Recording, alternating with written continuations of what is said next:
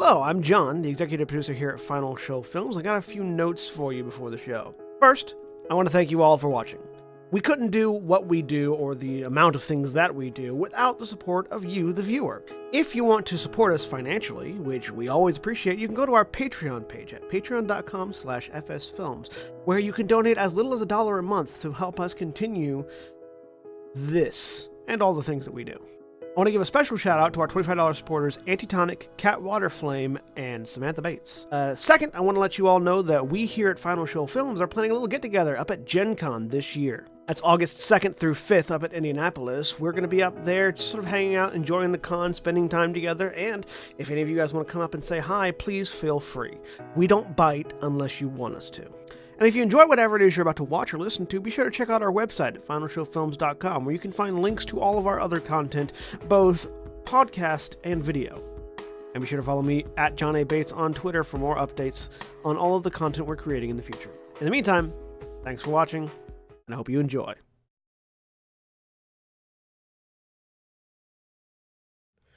And we're live, Michelle.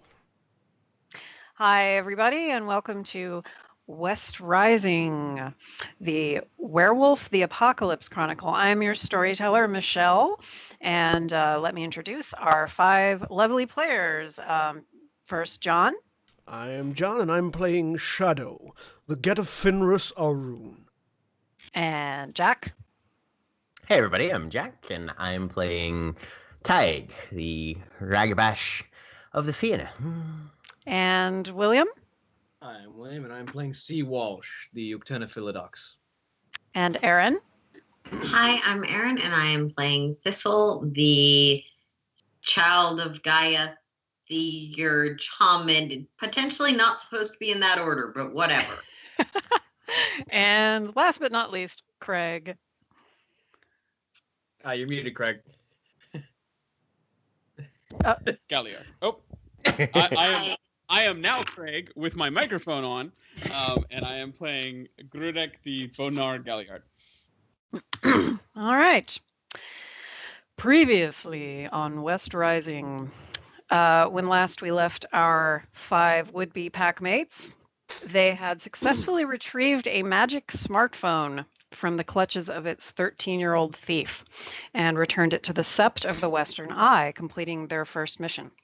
They had just enough time to report that the young thief was apparently also a werewolf, and a particularly grotesque worm-tainted one, before they were plunged into the second half of their rite of passage. In this challenge, they had to choose a spirit totem for their pack, and to the shock of the Sept elders, 5 different spirits were vying for the new pack's favor in a peculiarly intellectual test devised by the Sept's own totem, Aeolus, or Fog. The young Theurge Thistle served as translator for the spirits, while the pack's Arun warrior Shadow surprised everyone by displaying a gift for enigmas and logic that helped them get the most out of the challenge. In the end, they unanimously voted to adopt Turtle, the long-lost totem spirit of the extinct Croatan tribe. As we begin this week's episode, Turtle himself has a few words to say to his new pack.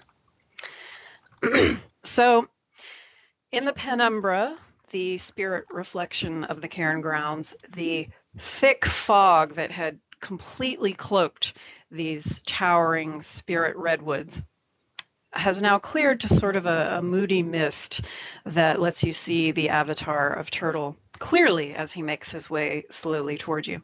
He doesn't look like much, kind of dull browns shading into grays and sort of olive green.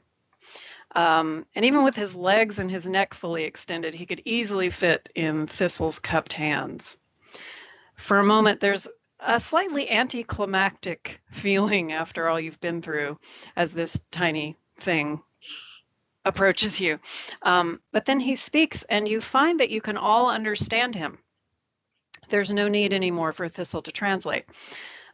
He speaks very deliberately. His tone is a strange mixture of hope and melancholy. And his voice is also stronger than you would expect for a creature of his size. And he says, "Fate has guided your choice. You will be my world bearers, and I will give you the means to carry your burden. I will give you the power to endure hardship, and when your will fails you, you may call on mine. But in return, I have something to ask of you. And he sort of looks between each of you for a moment. Grudek drops his head and says, "Of course, Turtle." First, you must always behave with honor. And second, you must dig in when your lands are under attack and stand until the battle is finished. The children of Turtle endure.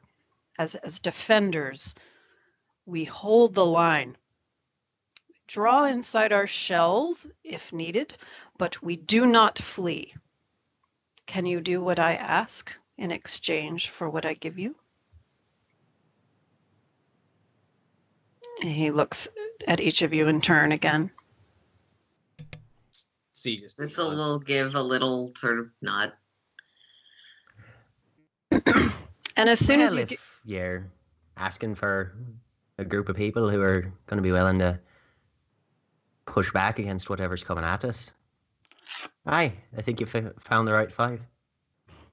Grudek will reach over and slap Tig on the shoulder gently and say, I would agree with Tig. We're turtles all the way down. Shadow Okay, just gets I Tig don't know manages to not. That's a little. That's a Discworld reference. And Shadow No, it's is not. just confused. But as soon as you give your agreement, you feel your mind just flooded with new knowledge. A couple of things. One, you instantly feel a much stronger connection to the other guru that are assembled with you. And you also instinctively understand, as though this was knowledge that you had before and you've forgotten until now, and you're just now remembering, this way to draw inside a spiritual shell of sorts, to enter a trance that suspends your breathing, your heartbeat, your other functions for an hour or more, should you ever need to feign death or to stop yourself from succumbing to poison or bleeding, drowning, toxic gases, extreme temperatures. And this knowledge just comes to you. enter and- cryosleep. And Turtle says, "This is my gift to you. You are now bonded as one pack, one spirit. You will be able to speak at a distance with only a thought. If you continue to honor me and serve me, I may be able to assist you in other ways in the future, but for now, I am new and weak, and I have given all I can. One final matter before you return to your world with my protection. I am an avatar of Turtle, but I am also unique. And if I am to grow in power, I require my own identity, my own name. I have named you the World Bearers. What would you call me?" Thistle will give like a second's beat, trying not to just blurt things out the instant prompted. Tirtuga. Tirtuga. So be it. Now, Grudek Return- sort of gives Thistle a little bit of side eye, somewhat curiously. Thistle will like raise an eyebrow, like slight very- nod. See, very, very, very calmly, just kind of in what is probably his method of suppressing a laugh. and Tig is just Tirtuga- wondering why Thistle doesn't know how to properly pronounce the name of an old pirate city, but okay. Tirtuga himself doesn't seem at all bothered by the pop culture reference, and he just sort of gives you a little nod with his little turtle head and says, "Now, return to your world with my blessing." And then he's just gone. Apparently, he moves a bit more quickly than his mundane counterpart because you didn't even see him leave. He's just gone. Did we? So we didn't. Did we see him move, or did he just sort of like?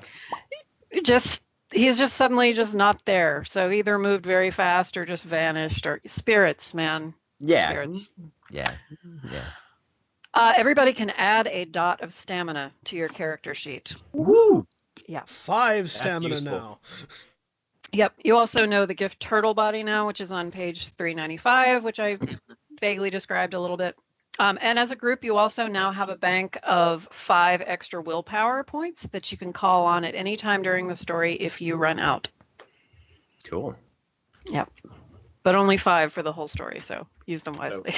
So, 5 willpower bank between all of us. Yep. Okay. For emergencies, if you should run out and desperately need one, you can use turtles. What did you say the page was for turtle body? 395. 395. Thank you. Mm-hmm. So Bridge Runner's been standing by this whole time, and once Turtle has vanished, which doesn't seem to surprise him in the slightest, you get the feeling he has dealt with spirits a lot. He looks to the 5 of you, and he says, "Y'all ready to go back and be welcomed into the Sept?" Of course, if they're ready for us.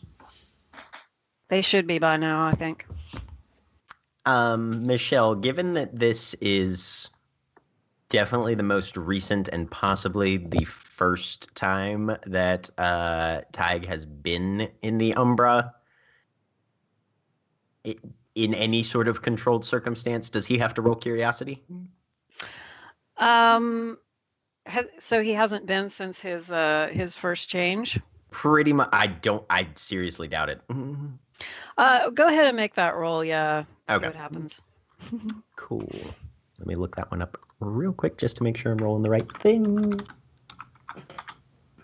And by the way, when Okay. you do go back, for those who don't know, you don't have to roll anything to go back to the other side of the Umbra. You can. It's like shifting to your breed form in a sense. You can just step back, Okay. at least Go as for it. far as I read. And what is his difficulty for this?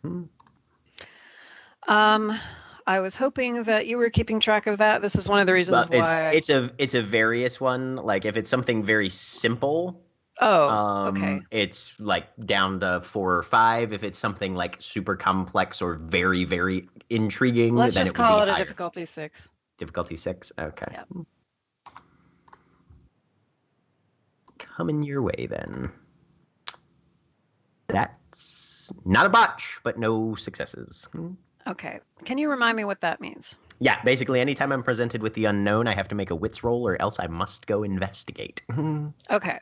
So as Bridge Runner is asking you guys to, whether you're ready to go back, Tyke just starts wandering off. Tig, we. This will very I mean, carefully follow, like got just sort of at Tig's shoulder. Certainly we've got a few minutes to at least have a look around. Could Grudek still have his hand on Tig's shoulder when he starts to wander off? Up to you, Tyke, how you want to handle this. I'm fine with that. So I think he'll sort of kind of keep the hand there, but clamp down a little bit, and say, Tig, first time? Well, I mean, it's been a bit, 6-8 months or so. There'll be plenty of time for us to look around later. Right now, I really think they need us back to the set on that side. All right, well, we'll follow you then. Bridge Runner is kind of giving Tyke some side eye, like, this kid could be a problem. And then he says, Snow finding that out. All right, you fellas go on, step through, and I'll be right behind you. You can tell he's gonna stay and make sure everybody steps sideways. All 5 of you before he goes. I And can. Go ahead. C will go ahead and step sideways. You ready to get back? Okay. Yep. And Bridge Runner just waits. I assume you all go. Tag will sort of roll their shoulders, make sure nobody's actually holding him at this point, and then he'll step sideways. Okay. Yeah. And Bridge Runner. Yeah, Shadow just Steps waits for the last rest of once. the pack to go first, and then we'll go after them just in case something jumps out from Okay. nowhere. Bridge Runner follows you quickly to the other side of the gauntlet. And there's a strange feeling when you return to the material world that while the redwood forest is still awe-inspiring, it's kind of a faded copy of the one you just left. It's as though it lacks dimension and intensity. And Bridge Runner says, "Come with me, everybody's waiting to welcome you." And he leads you to the southeastern half of the cairn grounds, the one that's to your left usually as you follow the little stream up the gentle slope toward the circle of redwoods. I just sort of lean over to Grudek as we walk. Thistle's leaves are gone. Grudek nods and says, I'm sure you'll notice many things are different on the other side of the Umbra. Do I hear this, or is this too quiet for me? Wasn't being quiet, so. I don't think subtlety is Shadow's strong point. So, Shadow, it's better not to think of it as gone so much as it isn't physical. It's just, it's represented.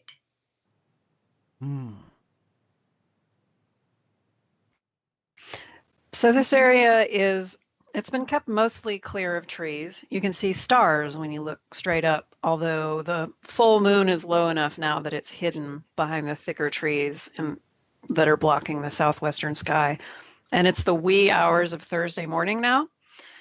So the best light is coming from ahead of you where camping lanterns have been hung from low branches and a bonfire has been lit at the center of a small semicircular amphitheater, which is built out of wood and stone. In your journals, there's some pictures that kind of give you an idea of the size of it and also kind of the ambiance or the setting of it. It looks as though it stood there for at least 100 years. The stone is sort of charmingly crumbling in places. The wood has been eaten through in other places by insects, despite obvious efforts to care for it and make occasional repairs.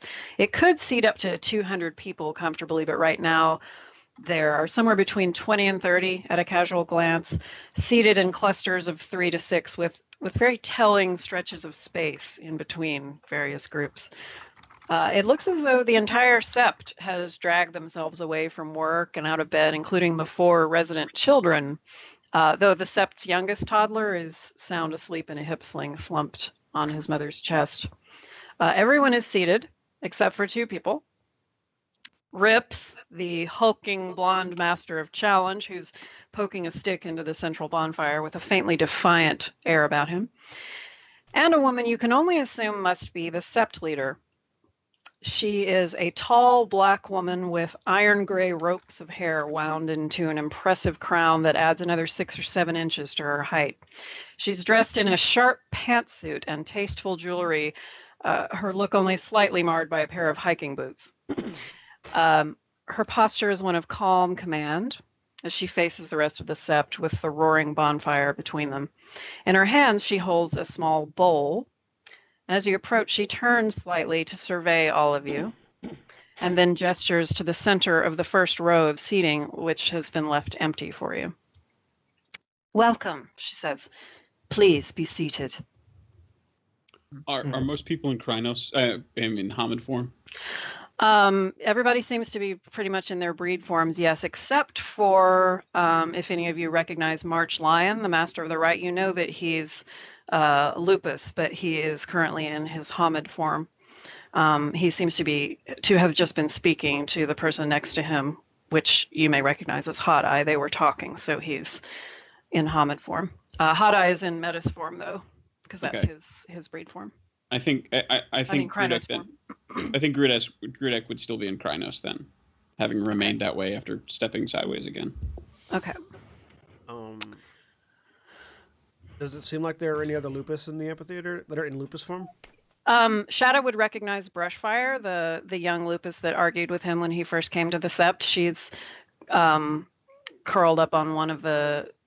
She's kind of on the Uctena side, curled up near March Lion in lupus form with her chin on her paws, looking sulky. Then I would shift down to lupus form. Okay. Now I'm just like a massive wolf. Fucking huge. And you all take your seats approximately where directed? Yeah. Tig is shifting himself to as far away from the center of the aisle as possible. Okay. C just kind of like straight in the middle. I will sit on the aisle. Yep. Are you This'll sitting on a take the chair? seat next to Shadow, I guess. So it's like stone benches? It's as shown in the picture. It's sort of it's hard to describe, but Yeah. it's kind of built into the earth a little bit. But there's stone and wood that frames Okay, so, like semicircular benches, like kind of 3 escalating tiers of them. so then yes, I am on a bench. Okay. Bench type thing. So the Sept leader looks at each of you in turn as though to make sure you're all settled. And then she says, I am Tea Tree, voice of Gaia, leader of the Sept of the Western Eye these past 10 years. I and the Elder Council, which includes our Cairn Warder, Tim Rowantree, and the Master of the Rite, March Lion, would like to formally congratulate you on completing your rite of passage and welcome you as members of the ancient and storied Sept of the Western Eye. Our first order of business is to hear from each of you which of the 13 tribes you choose to join. Despite what you may have been told, the choice is yours should that tribe be willing to accept you. As the ranking member of the Children of Gaia here, I would be more than happy to accept any of you, but I also understand if your loyalties lie elsewhere. Let us begin with our newest arrival, the New Moon, Tig Connolly of Ireland's famed Sept of the Tri-Spiral. Mr. Connolly, to what tribe do you declare your allegiance? As my forebears. To the Fianna. At Tig's declaration, a pale woman jumps up from where she was seated between a small black girl and a smaller red-headed boy. She herself has a wild mane of curly blood orange hair and a surprisingly powerful frame and a scattering of freckles. She looks to be in her mid-30s. Her accent is mostly American, but with a sort of lilt that suggests some history with Ireland. Like Tea Tree, she's holding a bowl and in her other hand a brush. And her words sound somewhat prepared, so Tig's declaration is clearly not a surprise to her. I, Karen Silverglare O'Cleary, willingly sponsor Tig Connolly into the Fianna and the Garou Nation. She then approaches Tig, and she dips the brush into the bowl, and she smiles at him, and she says, in a day or two, we'll get you inked up good and proper, but for now, where do you want to be painted? And she He'll holds just the brush he'll toward just him. strip off his shirt and bare chested just stand in front of her. There's a muffled squeal from somewhere in the audience. It's not clear exactly where. Oh Jesus. It's Grudek.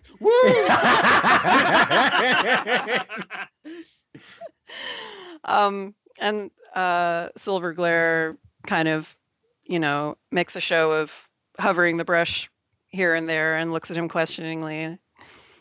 He'll kind of turn halfway to her and sort of just gesture down the left hand bare backside of his torso.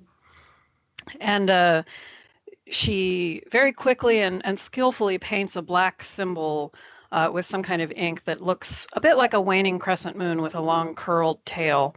And she paints it. It really stands out against his fair skin. And then she just grins at him and gives him a little clap on the shoulder and then goes and sits back down between the kids who both lean on her and sort of stare at Tig like, ooh. Tig sits back down and tries to look like he's not really much there. Tea Tree turns to Thistle and says, next, our crescent moon, Thistle, the offspring of our own cairn warder, Tim Rowantree. Thistle, to what tribe do you declare your allegiance? The child of Gaia. If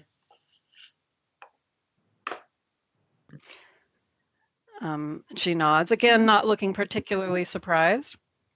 And she doesn't approach Thistle, but instead gestures for Zer to approach. when prompted, This'll sit up, give a slight nod back to the rest of the pack, and walk on up. I, Angela Tea Tree Barnes, willingly sponsor Thistle into the Children of Gaia and into the Guru Nation. And she dips a fingertip into her bowl, and with a strangely maternal air, she paints a vivid green symbol on Thistle's forehead. It slightly resembles a sun rising behind a hill. And there's a delighted murmur of voices from the other Children of Gaia present, and as everyone welcomes Thistle into the ranks. And then Tea Tree gives her a nod that clearly says, we're done Yep. here. This'll give a quick nod back and return to her seat. We all do Hey, it. I did it first this episode. That's something. We should keep a tally. Tea Tree then turns to see and says, next, the half moon Sea Walsh, kin to Morning Cloud, our keeper of the land. Sea, to what tribe do you declare your allegiance? I stand with my heritage and my history. I stand with the Uktena. And a strange ripple goes through the sept of that. Not exactly a murmur, but sort of a collective fidgeting and shifting of weight that projects a strange discomfort into the silence. Hot Eye, the sept's metis gatekeeper, who's in Krynos form, he doesn't seem surprised, and he approaches C in his dark-furred Krynos form with his eye patch on as usual, and he says, remove your shirt. C just kind of stands, and he's wearing like a full-length button down, but he obviously isn't patient enough for taking it all the way off. So he just kind of opens up the top three or so for room, and then just shirt off with both arms. And then there's another squeal from the audience from somewhere. This time it's Tag. Hot Eye turns C so that C's back is to the seating. And he begins to hum something atonal and rhythmic in his deep, growling, half-wolf voice. And one by one, the handful of other Uktena begin to join this wordless chant, starting with the young Lupus, Brushfire, adding shrill, percussive barks, and ending with the wizened and wiry Master Right himself, shifting to his native Lupus form and letting out a high, bone-chilling howl. As this last note builds the chant to its climax, suddenly a silvery tendril of mystic energy slithers its way towards C's back. And it lingers for a moment, lighting up his entire back with a blinding white light, as though he were about to sprout wings like an angel. C, give me a willpower roll, difficulty 7. Yay. Willpower 7. Can I spend one of my willpower pool for an automatic success or no? Sure, if you want. I will. So that's 2 successes. Okay. So even though it hurts like somebody just set his back on fire, he manages not to cry out. Though if anybody's watching closely, they might detect like a slight tensing. There's just like a gritting of teeth. Just yeah, like you can almost see the muscle in his jaw flex just a little bit. But the light and the pain dissipates, leaving a pure white symbol on C's skin, somewhere between a cross and an asterisk. It's not painted, but it looks just as though all the pigment has just been bleached away from his skin in that pattern. And the Uktena fall silent, each of them inclining their head toward him in acceptance. And Hot Eye releases him and goes back to his seat on his bench next to Mark Lyon.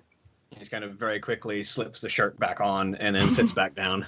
Did Tyke put his shirt back on, or is he still hanging out? Nope, he's got wet paint on him. He's not. That's his only shirt. Okay. We will fix that shortly, but He's starting to regret it. It's a little colder here past midnight.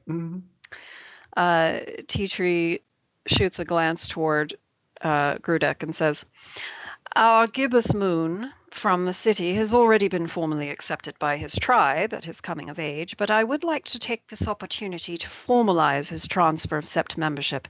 Yurik Grudek Yankevich, do you withdraw membership in the Golden Gate Sept and pledge loyalty to the Sept of the Western Eye?" He rises and bows his head and says, "Tak, I do."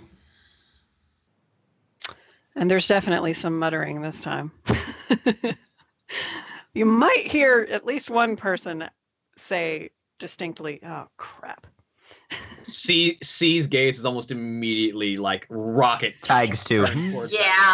Yeah.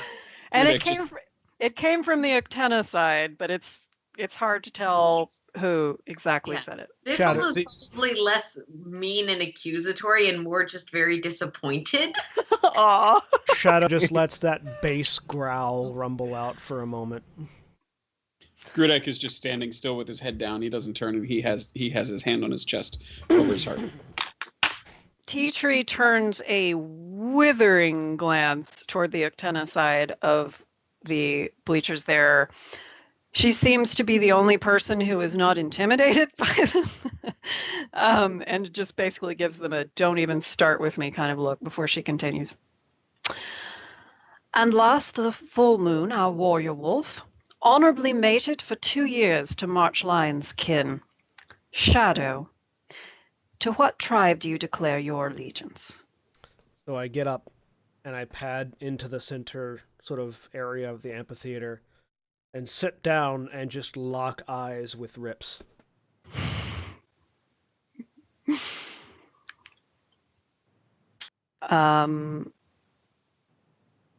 And Rips, who is in Hamid form, turns to her and says, "He's with the Get."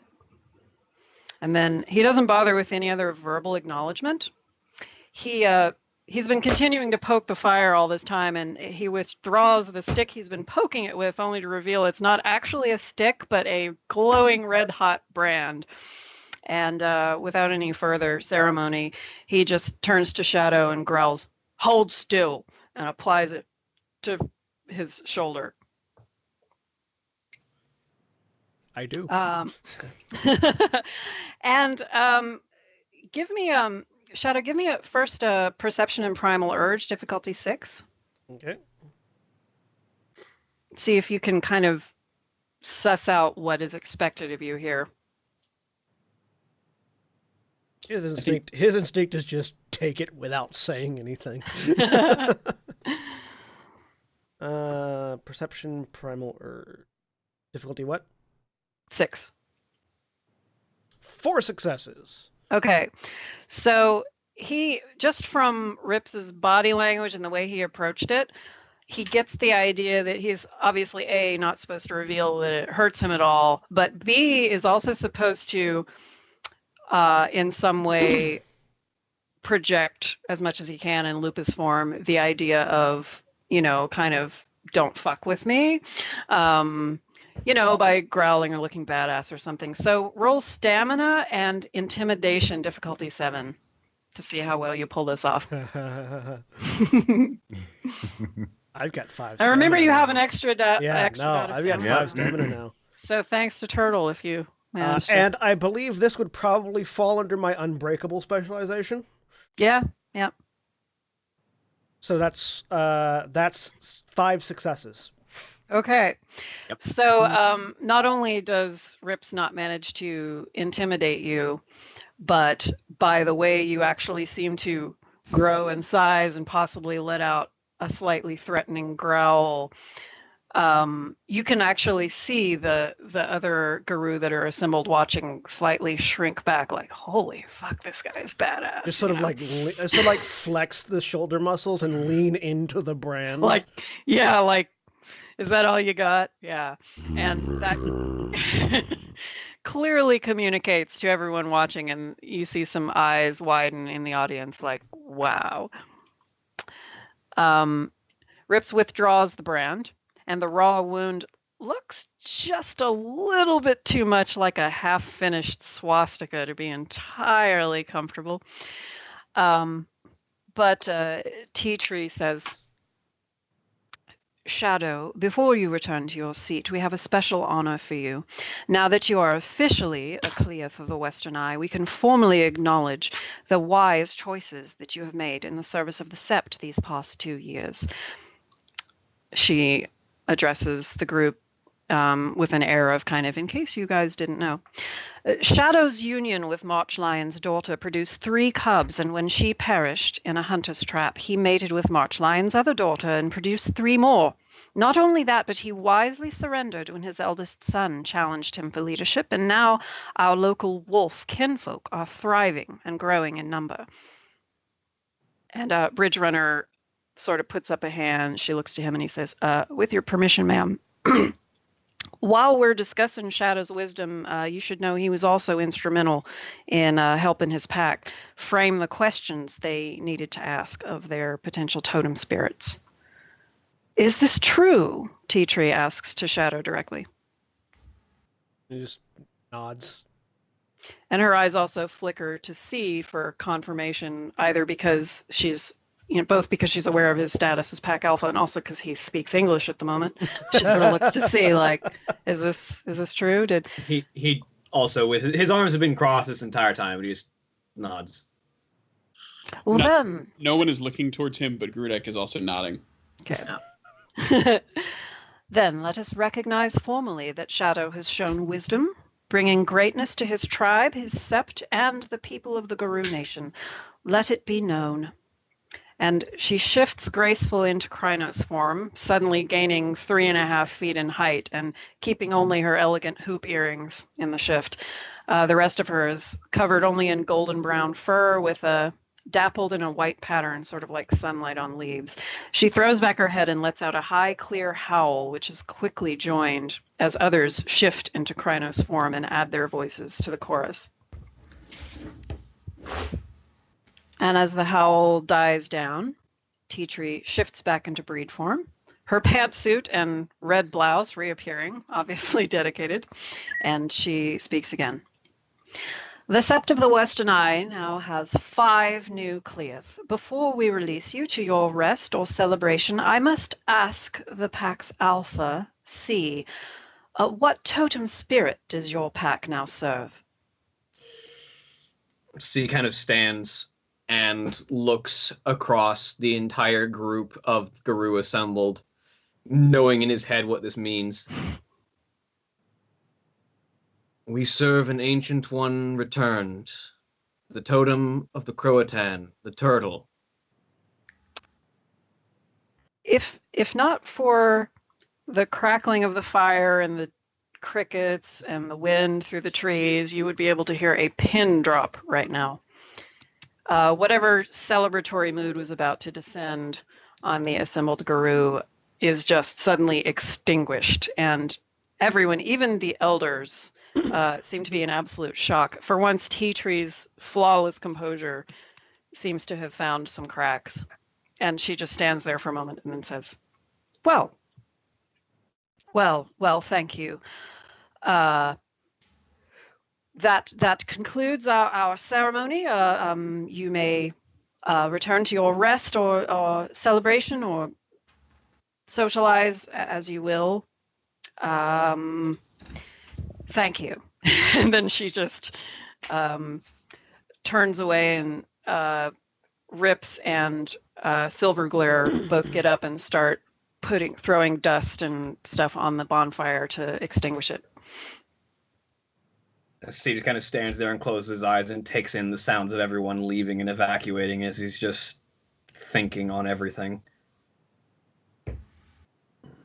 Tag kind of stands up, stretches a little bit, rolls his shoulder, glances around to see if anybody's lingering. Thistle's gonna keep close to Shadow. Those three kinfolk girls are, of course, still sitting in the bleachers and whispering to each other, and a few of the other guru are kind of lingering curiously to see what the five of you are going to do. The ones with children are picking up their children and leaving. One that you don't know well, a woman who looks like she might be one of March Lyon's kids. She's got that look about her, and she has the toddler and another little boy by the hand as she leaves. And then Silver Glare grabs a hand each of the two kids that were sitting with her and starts to lead them away. Grudek will wave to the kids as they're heading off. Bye, Papa Grudek, says the older girl. Dobranoc, sleep well. Korolevik's nerf, colorful dreams. I nudge Thistle's arm as I move, like sort of just as an indicator as I move back over towards where everybody's sitting. Thistle will go with you. Tag's making his way over to the three girls in the back. Of course. So yes, there are three of them. They look to be, in the 20-ish ballpark, so a little older than Tig, but clearly that's not bothering them any.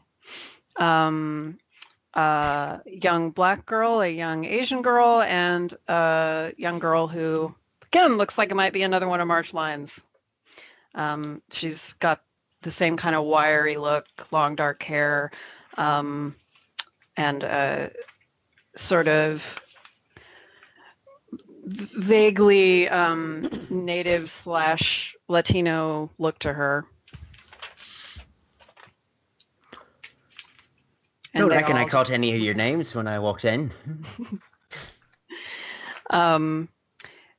The young black woman who looks possibly to be the oldest of them, or at least has a slightly alpha-like quality for a human among the three.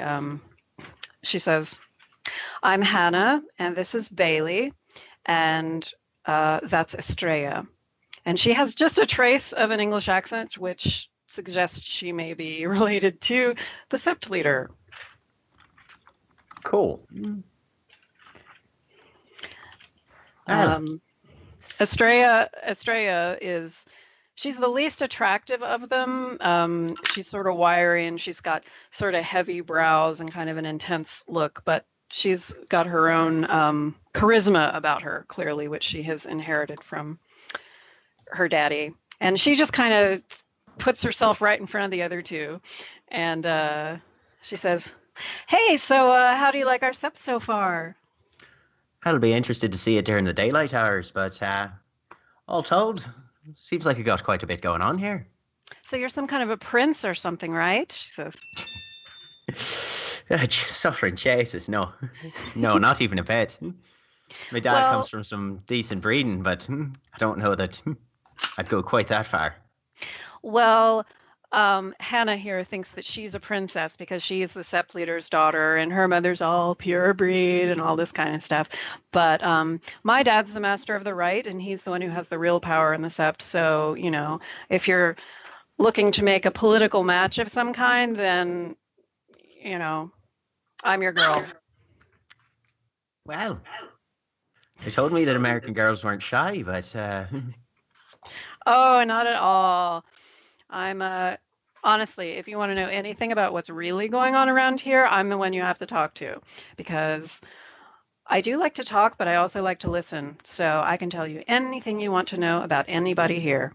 And the other two are just sort of looking at her and shaking their heads like this is expected behavior from her. So I kind of nod, half grin a bit. And Estrella says, "So tell me about your other friends. Like, I'm assuming they're all single, and what's the deal? What's the deal with C? What's his deal?" Well, C's kind of been taking point on a lot of this, what we've got going on. So he's. Mm-hmm. Is he straight? I can't really get a read on him. Is he straight or what? Well, my own gaydar is not exactly what you call a finely honed instrument, so But he has you'd a probably set have of- to ask him that himself. Bond with him, dude. But I'm sure there'll be a little bit of downtime here in the next few days when you might be able to get a word in with him. The young Asian woman actually manages to get a word in edgewise around Estrella and says, "So, what about Thistle? Do you have any idea of their orientation or what the situation is there?" I'm still trying to figure it out myself, actually. I've only For been here for heaven's like sake, 8 says- hours. as Hannah interrupts at the exact same time, says, "For heaven's sake, he's been here what, an hour? Give him a few days before you start grilling him. Sorry about these two. Anyway, I'm That's fine. Hannah, and don't mind Estrella. She thinks she's the queen of the sept. But it is very nice to meet you. Likewise. And, my mother seems very impressed by all of you, so Well, I hope we can keep up with what they seem to be pushing us towards. We're all keepers here, so we work with Morning Cloud to make sure that the spirits are kept happy and that the grounds are kept nice. And Fucking brilliant. So if you need to know anything about the grounds at all, you can ask any of us. And she has like a strange mix of English and American as well. You get the idea that, Tea Tree mentioned that she'd come here 10 years ago, and Hannah looks to be, early 20s, so she must have come here in her early teens from England as well. Tao kind of glanced back over his shoulder. Well, I best catch up with my mates, but just wanted to come over and at least get the introductions out of the way, like. Oh, we appreciate it, says Estrella. Well, ladies, y'all have a grand evening. I'll talk to you later. Give our best to your friends, says Estrella.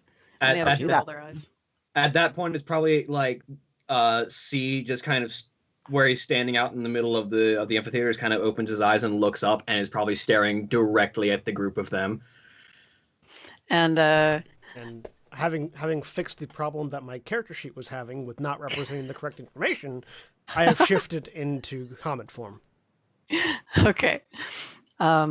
And Estrella giggles when she notices that C is watching them, and Bailey looks a little, she kind of looks down and doesn't really meet his eyes, and Hannah just, looks at him neither coyly nor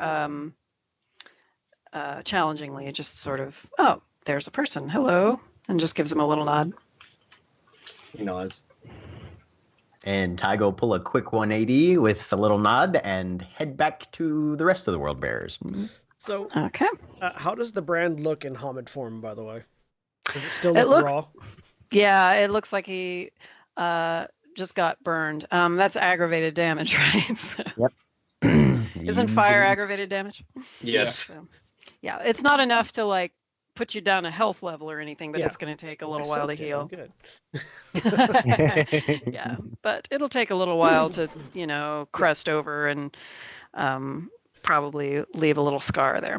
I do look at it just to see that it maintained through the shift, though. Yeah. It most certainly did. So it's now probably getting close to 4 a.m.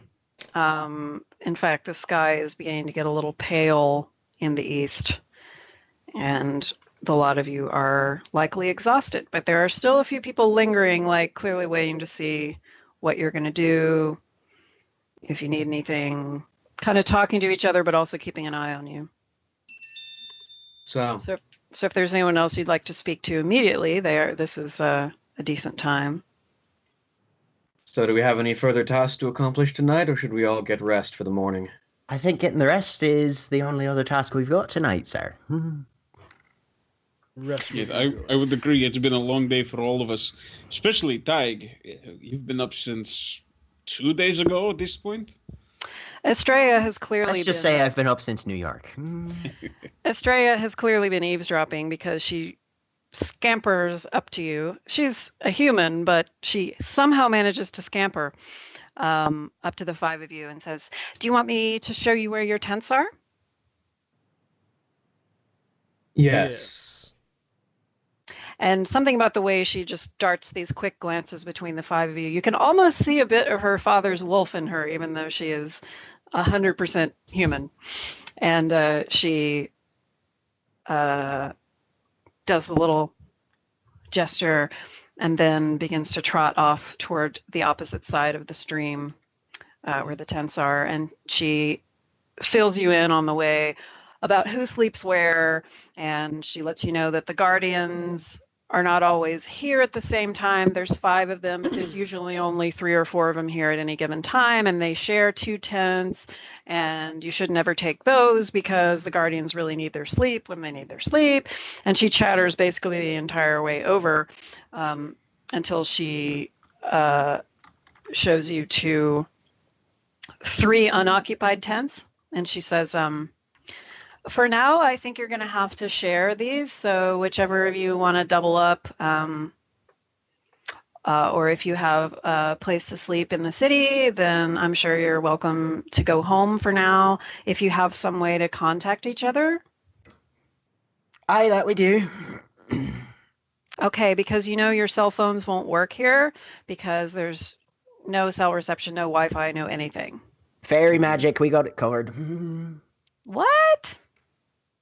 Seeing the Fairy jokes. magic? Sorry. Werewolf magic. Grudek gives Tig like an, "Oh, you." Yeah,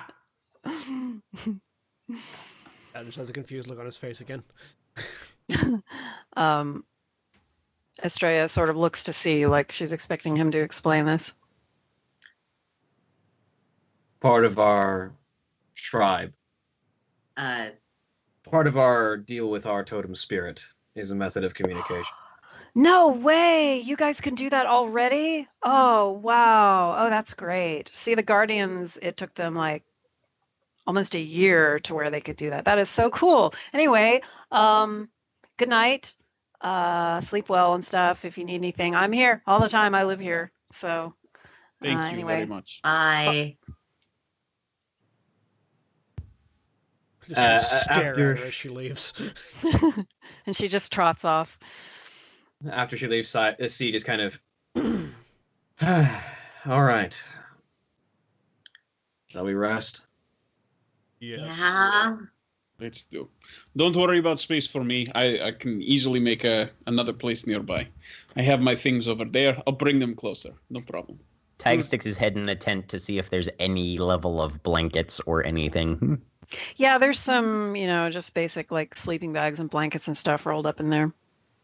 Rudek, please. Couple of sleeping bags Stay in each the one. tent. No, it's fine. Look, you'll be more comfortable. I'm plenty comfortable outside. Don't worry. I step out of the tent and go back into breed form and just curl up at the entrance. Reminding Rudek that I'm literally a wolf. Well, and Good keep in mind, boy. Grudek is still in Krynos form. Yeah. But he's turning and sort of making sure that everybody is there, and then he's actually gone off to where he keeps his things.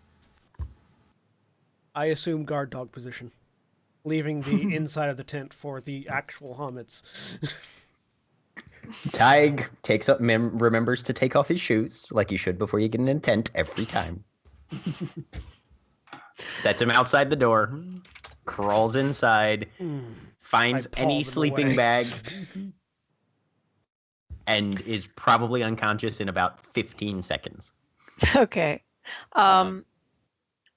C actually, before resting, just kind of takes the sword that he's been carrying in his offhand the entire time, and just off to the side of the tent, just goes through a couple of training motions, just a few rounds of regiment, and then after a short period of training, just puts the sword back, and then finally goes to sleep. But as he turns to go back into his tent, he catches Estrella, who apparently had circled back around to spy on them a little bit, watching him train, and then she just sort of giggles and runs off. Which he would also see Shadow watching her. Because I'm in guard dog position. Indeed. Okay, so each of you gets some temporary renown, though it's actually a little different for each of you. So I'm just going to go through one at a time, and you know that's the underneath boxes, Mhm. right? This is your temporary renown. Tig, 2 honor, 6 wisdom. Cool. Grudek, 4 honor, 8 wisdom. He gets some extra for trying to shield the child and also for determining that the guru was worm tainted. Thistle, 2 honor, 7 wisdom. We're subtracting 1 for the cell phone thing, but we're also adding 2 for translating for the spirits. So you're actually 1 up because of that. So 2 honor, 5 wisdom for you. C, 5 honor, 6 wisdom. You get a little extra for leading Really the pack sorry. well. Sorry. You said 2 honor and 5 wisdom or 7 wisdom? I'm sorry, 7 wisdom. I was looking at the Okay. wrong part of my sheet here. My bad. 2 honor, 7 wisdom. C, 5 honor, 6 wisdom. Okay.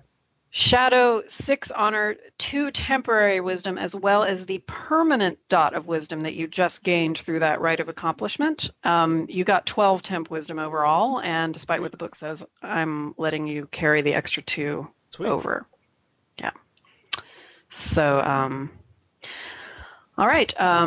So you get to decide once you guys are rested what your next move is.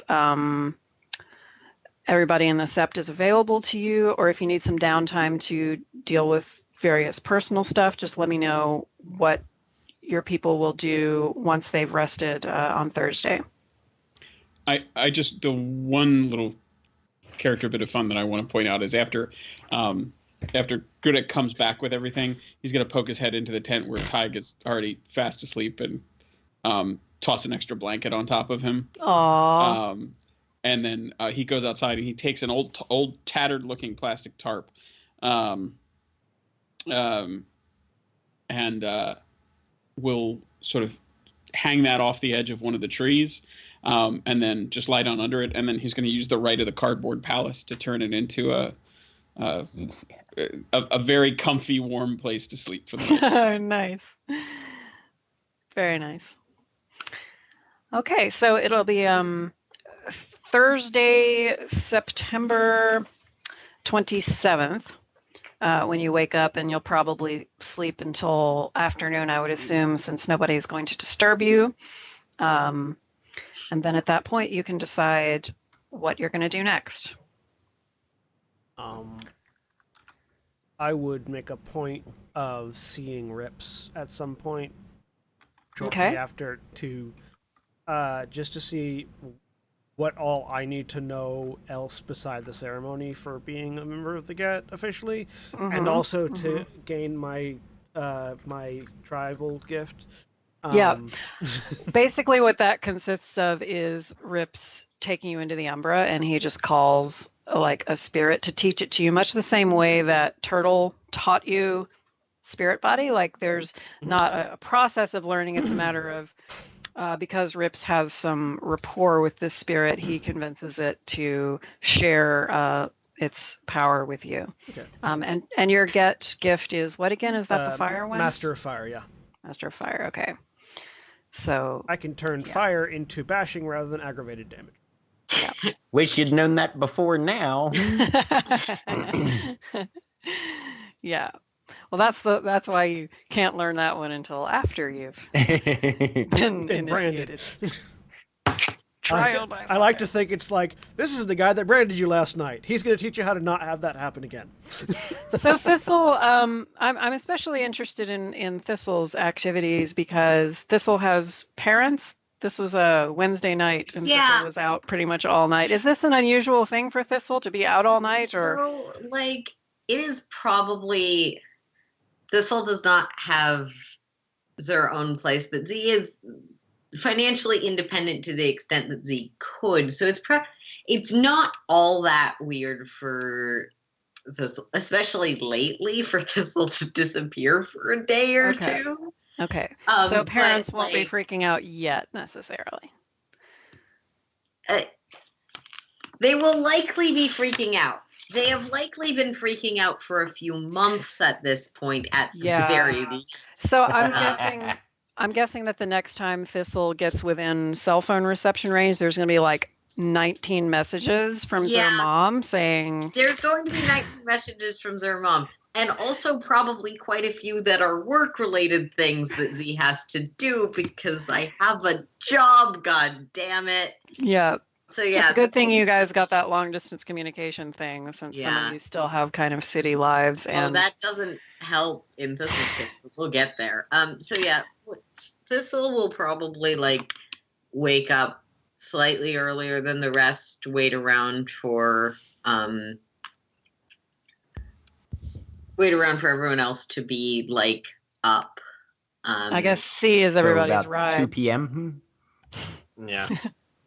C's one of the earliest ones to rise, though. So just get food if it's available. I'm sure Grudek is cooking. Yeah, I think you all see this tattered-looking little tarp, sadly against the tree. And then Grudek pokes his head out. He's wearing like an old but comfortable looking robe and has somehow a steaming kettle of coffee already from inside the tarp area. He's like, "Good morning. You want some? Also, still pastries. Also good." And he reaches back in. The tarp is definitely bigger on the inside somehow.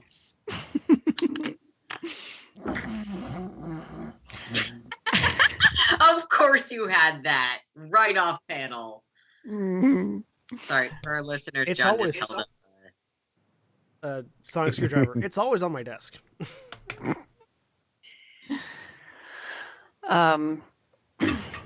So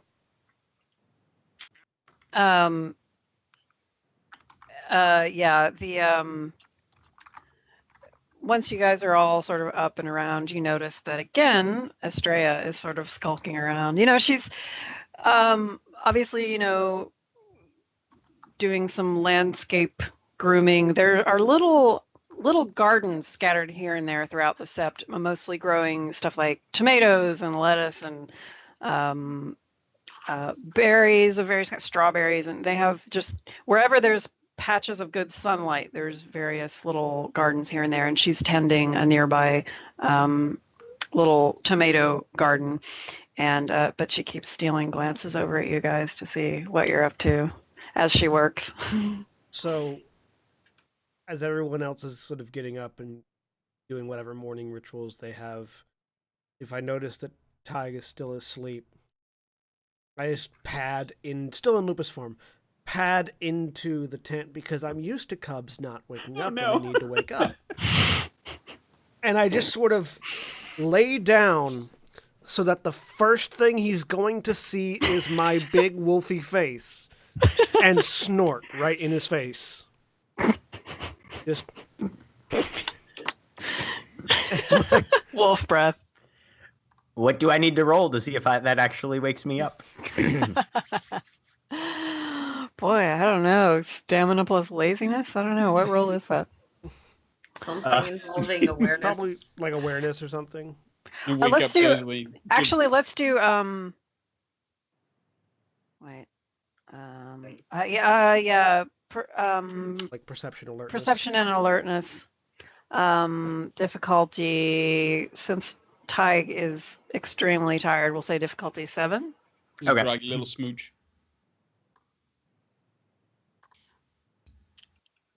Hey, I'm awake. 3 successes. Okay. So, yeah. So the eyes open. There's a brief widen.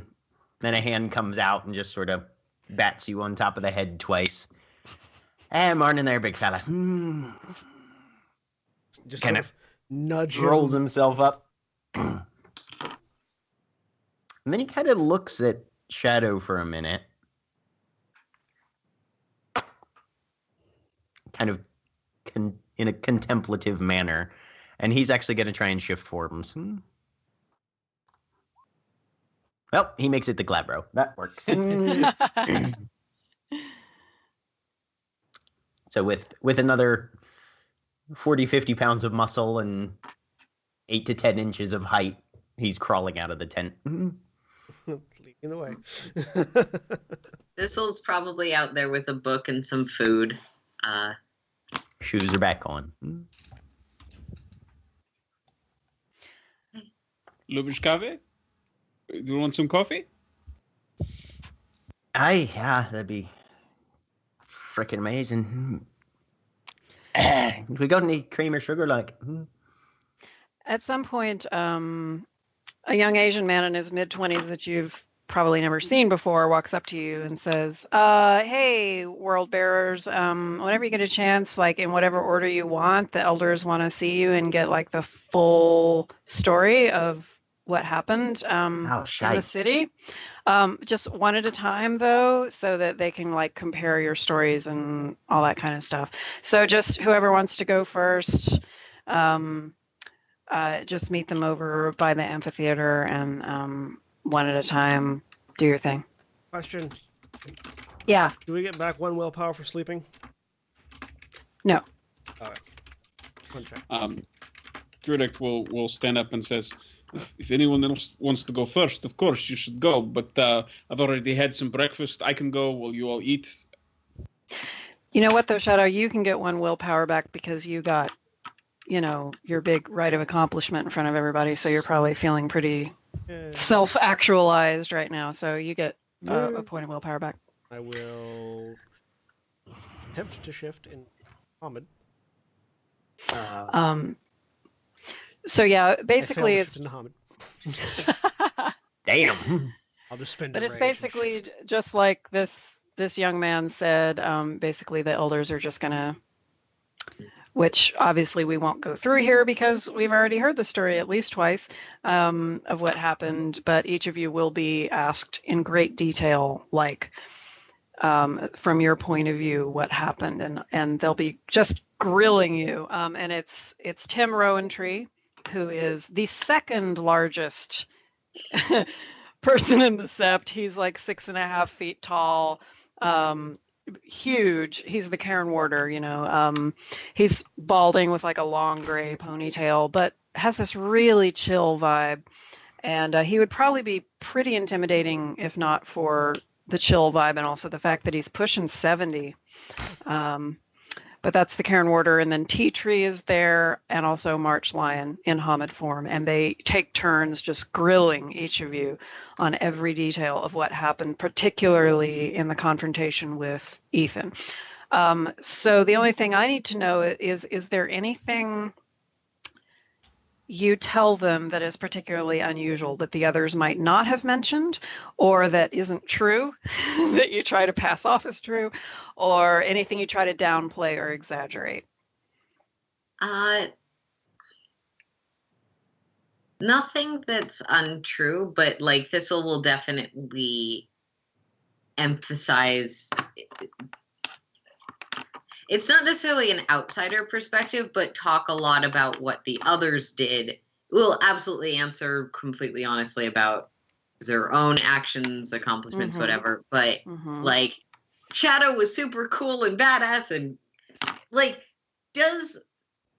absolutely goes into full like fan recap mode. Like, nice. Okay, so in episode 13, there was this dynamic, and there was a lot of shoving, and this person was on top.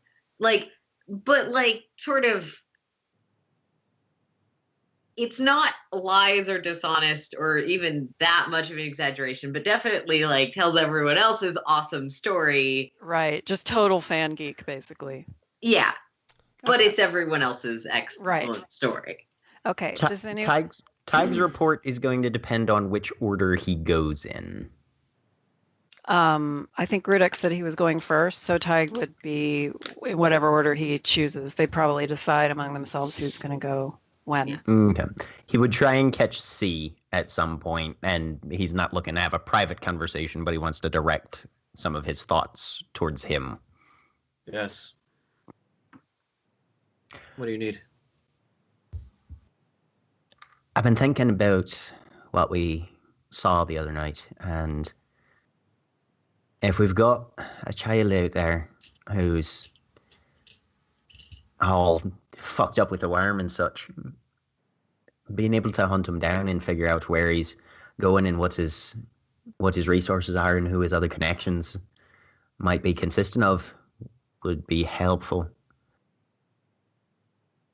I think that trying to get eyes on the lad would be probably one of our best options, like. And I don't know if there's this thing I've been thinking where, honestly, if we'd let the kid keep the phone with him, might not have been that bad idea. Unfortunately, we were given express orders that people here at this sept need that totem.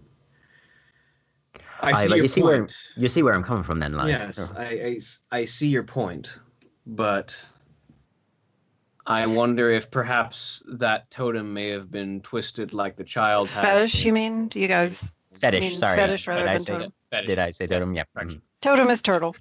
Yeah. I wonder if perhaps that fetish would have been twisted like the child was, or if it may have had the reverse effect on the child.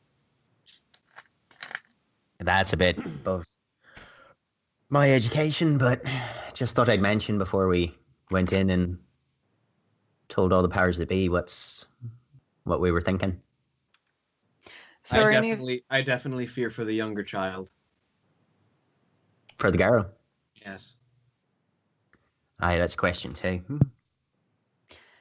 Are any of you guys going to attempt to downplay things that the others did or put them in a bad light, or are you all basically fans of each other and telling things glowingly? I give matter-of-fact report. Like, okay. This is what happened. We went there. This happened. I do make note that should of two things. One, I was unaware. I had smelled something wrong in the building as we were going through it, but couldn't tell what. And making note that I do have that I likely could. I was able to catch their scent, the family's scent, before we entered the room.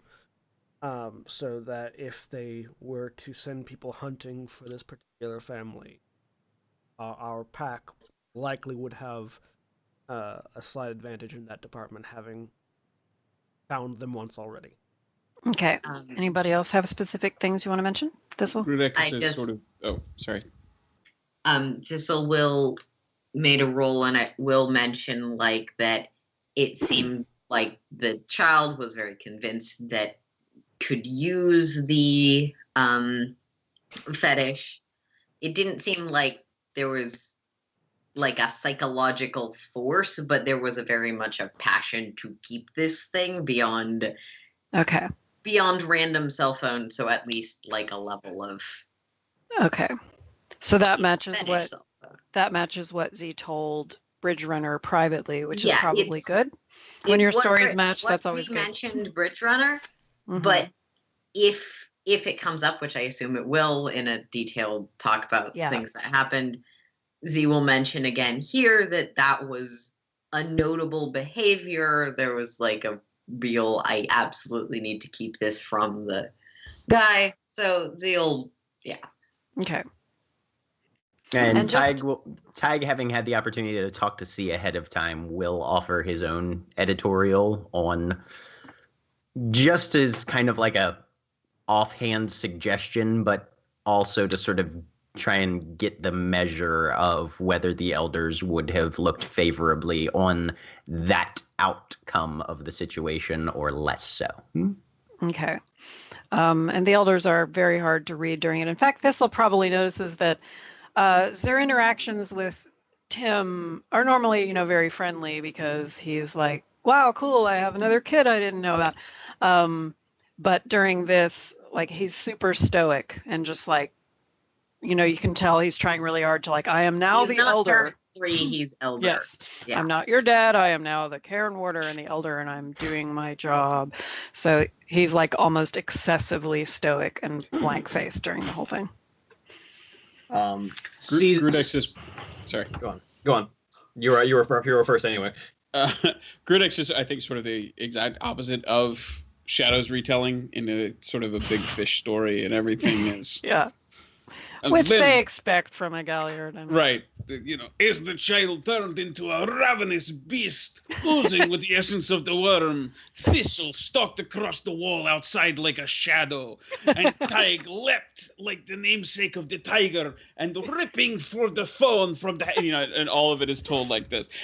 I think similar in a way to Thistle's story. The only time he really calls attention to his own role is sort of bringing it down a little bit more to ground level, and does emphasize that while the building smelt of the worm in general, in not an unsurprising way for a place where a lot of human misery has accumulated over the years, he will detail both the specific appearance of the child in Krynos form, and probably will shift. Actually, has probably been in Krynos form during his retelling, and so we'll use Gauru language to discuss the smell of the worm, given words that we just flat out don't have in human languages, because humans don't have that breadth of sense for smell and sensation. And Grudek goes first, right?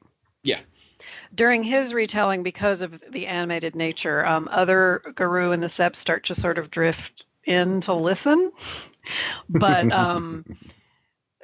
once it's all, and the elders are pretty captivated too, but they notice when he finally stops and pauses for breath, they notice the additional ears, and they're like, get, this is, elder stuff, go away. And they do go away, and they don't come back and eavesdrop on the others.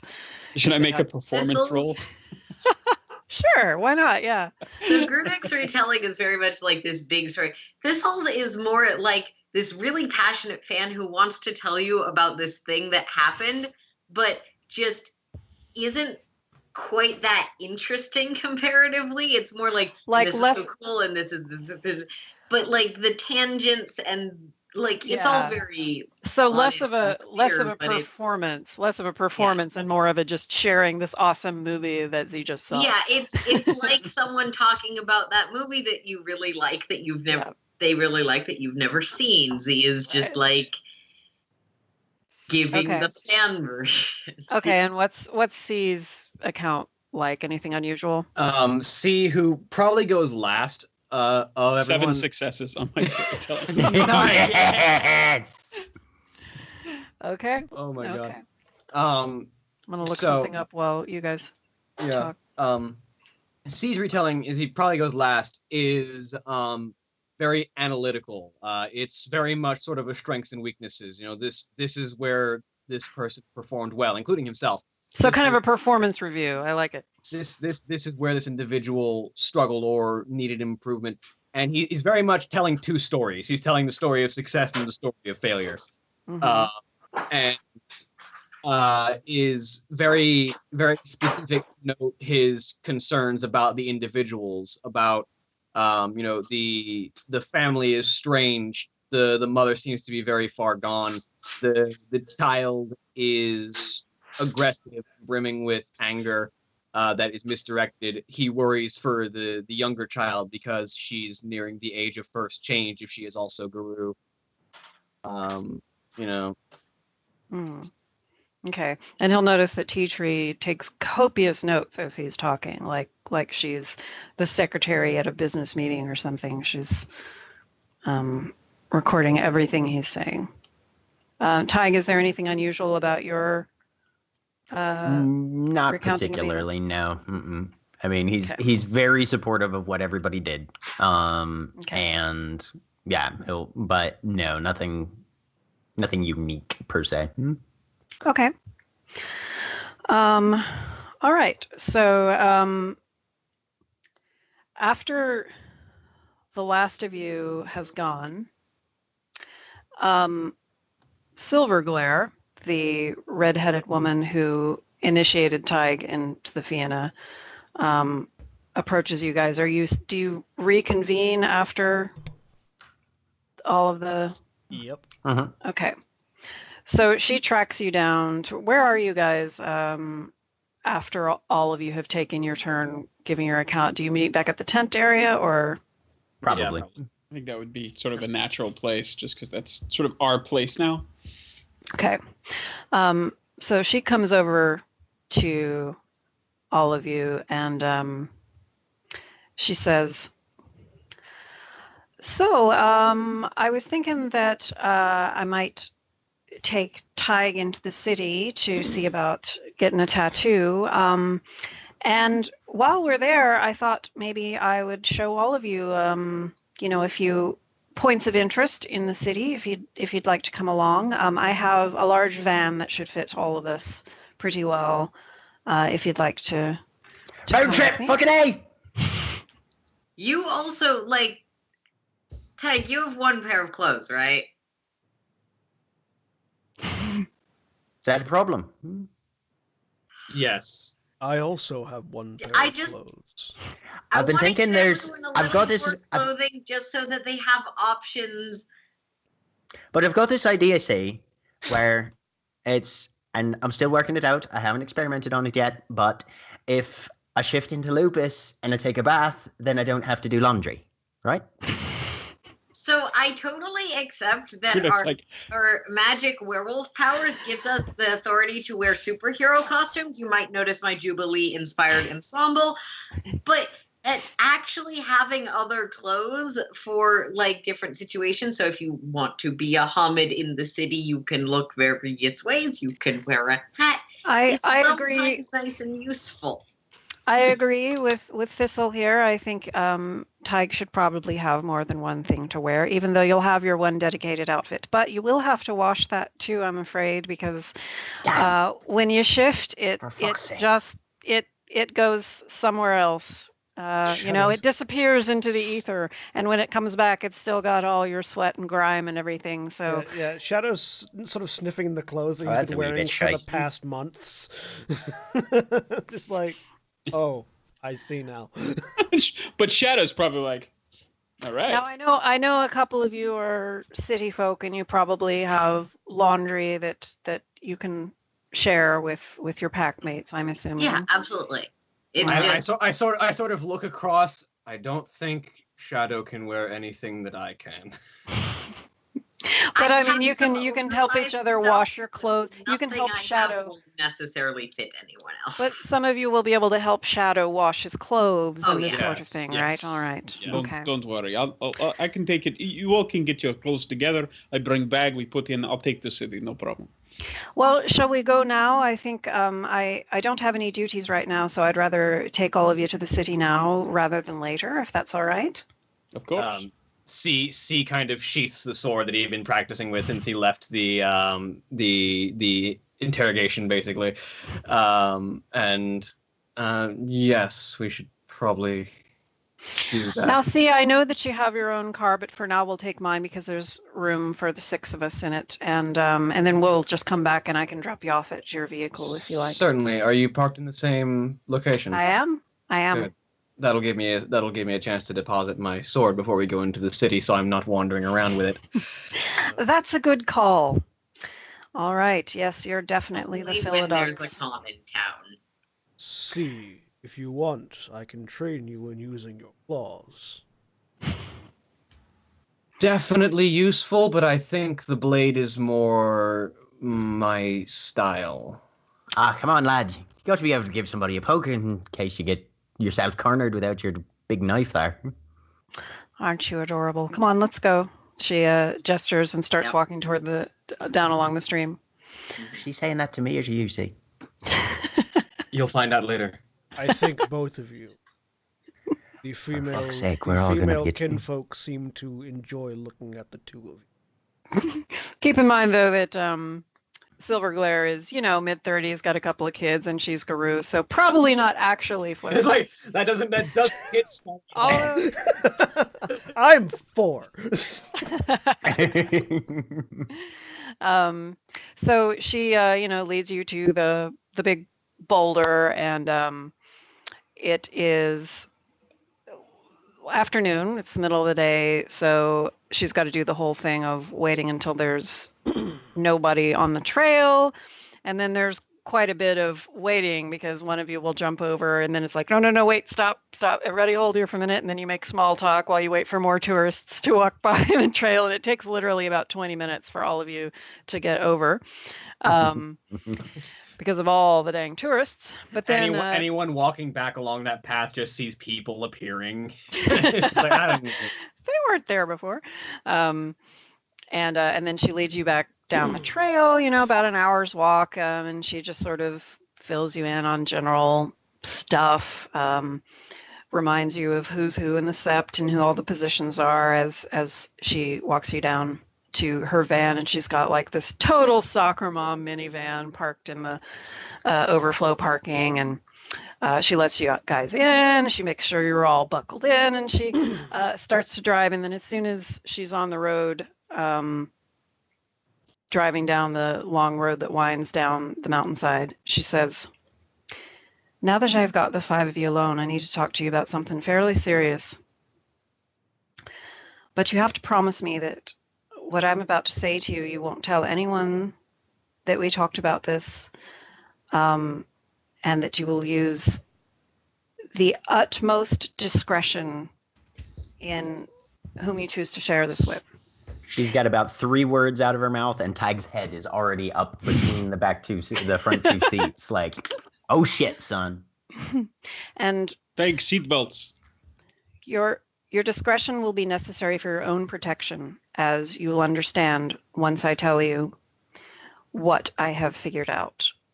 Yeah, seatbelts. I've got it in my left hand. From the stories that you all told and from the events that happened and other events that you do not yet know about that have happened at the Sept, I am 105% sure that at least one person in our Sept is dirty as sin. And we're going to take a little break there and come back and discuss it more in about 15. All right, back in a couple minutes.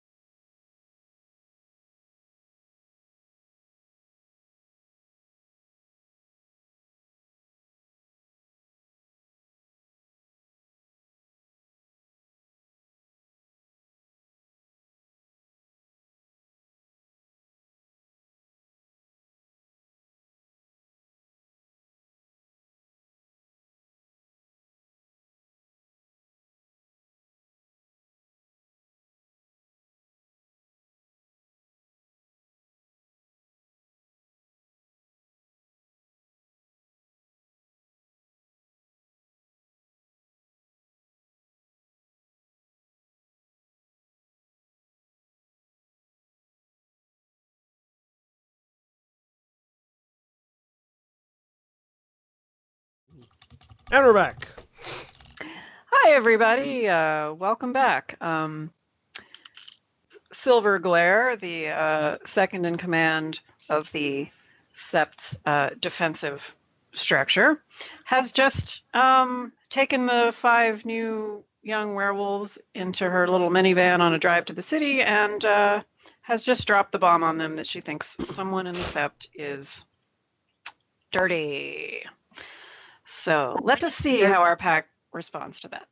I've been told I must clean my clothes. I am sorry. This is a slightly different thing, I think, Shadow. Oh. This is working across purposes.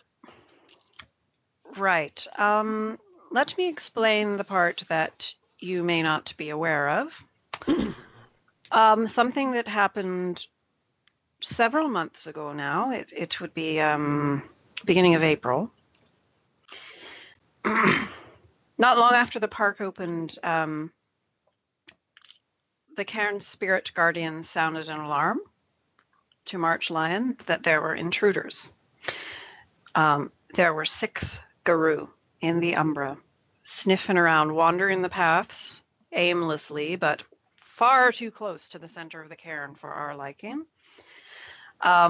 So I led the 3 guardians that were present, as well as, let's see, it was Rips and Alma and Sky Teeth and Brushfire. There were 8 of us all together. I led them into the Umbra to go and aggressively confront these intruders. And we let Rips act as alpha for our sort of makeshift pack. And so we ambushed the intruders in Krynos form, 8 of us to their 6, and they were all in Krynos form as well, very clearly black spirals, all 6 of them. But when they saw us, they immediately turned tail and ran.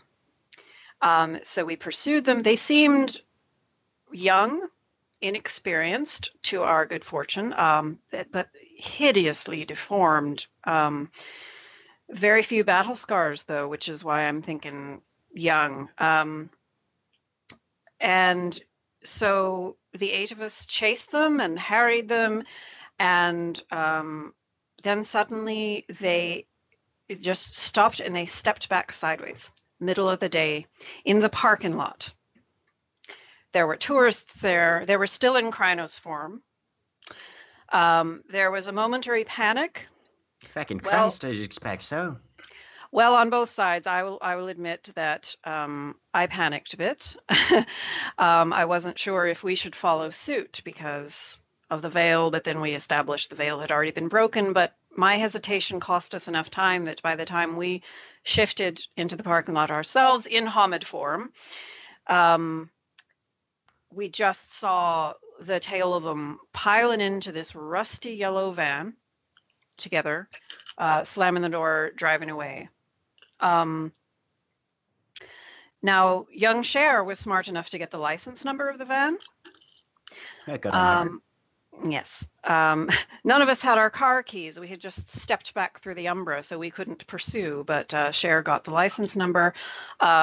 We managed to calm down the freaking out people in the parking lot who had seen 6 monsters jump into a van, appear out of nowhere, and then jump into a van. We managed to convince them that they hadn't seen what they thought they'd seen. And then Tim, he has a middle-aged daughter in the city who's actually a police officer. So he went to the city and had her run plates and look for the van. It turns out that the car is registered to a woman who lives in Death Valley. The car was not spotted anywhere in the city. So it would appear that they piled in the van and they all drove home to Death Valley. And I believe that was confirmed later that the van was sighted back in Death Valley. But we assumed that it was a one-time exploration, just a bunch of kids on a joyride trying to sniff out a famous cairn they'd heard about, and when they saw that we were well defended, that they just turned tail and went home. But now you're telling me that an adolescent worm-tainted guru has attempted to steal one of our fetishes. And here's the part that bothers me. Now, it's no secret to the Sept that Cher and Honeybee like to go shopping on the same day every week that they both have off from their duties. They go shopping in the city in about the same area every week. That's no secret to any of us. But why did a random black spiral happen to know where Honeybee was going to be, what was going to be in her bag, and that he would be able to swipe the bag and get away? Inside job is what you're saying. Do you have a better theory? Well, speaking as someone who's flirted with the wrong side of the law his entire life, I'd say that's about as clear-cut a explanation as you're likely to arrive at. It seems at the very least, like, perhaps I'm just new to this, but it seems he must have known the bag was something. It seems too much of a coincidence otherwise. A fucking black spiral. Who in the Sept would not be able to simply ask for the fetish? You mean someone who might want it and wouldn't be able to ask? Well, anyone who wasn't Honeybee. It was given to her specifically by her parents. It wasn't even technically the property of our Sept. Her parents in Silicon Valley made the fetish and gave it to her specifically, which is the only reason we had possession of the thing in the first place. You know, I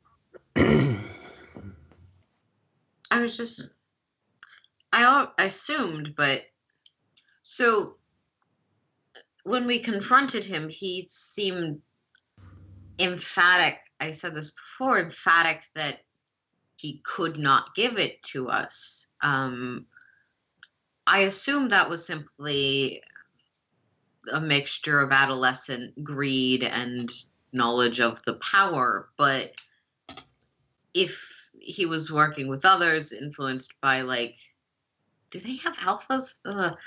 Don't. They got all the same things we do, just twisted and fucked up as hell. Well, if he had, like, an alpha or some leadery position above him telling him to find and keep this thing, wouldn't that also potentially prompt that reaction? Or quite possibly. I mean, the black spirals, they have the same sort of structures that we do. They have cairns, only they call them pits, and they have their own little septs and their own little quests that they go on. See, I know it's a Their little own bit of a totems. stretch, but it could be that too. And here's the thing as well. Normal crime is sometimes of opportunity, but this one seems a bit more thought out and a bit more organized. Somebody knows exactly what Honeybee's fetish was capable of. You don't just steal a fetish in order to try and consolidate power, not knowing what you can do with it. So who knows? Who's got details on what the phone's? Who knows what the phone does? Who knew where she was going to be and when? It has to be someone within the Sept. See. Who could have tipped that young man off? I don't think it's Sea Shadow. No, I'm trying to ask C a question. Yes. What was it the mother said to you as we were parting? You had offered assistance. She asked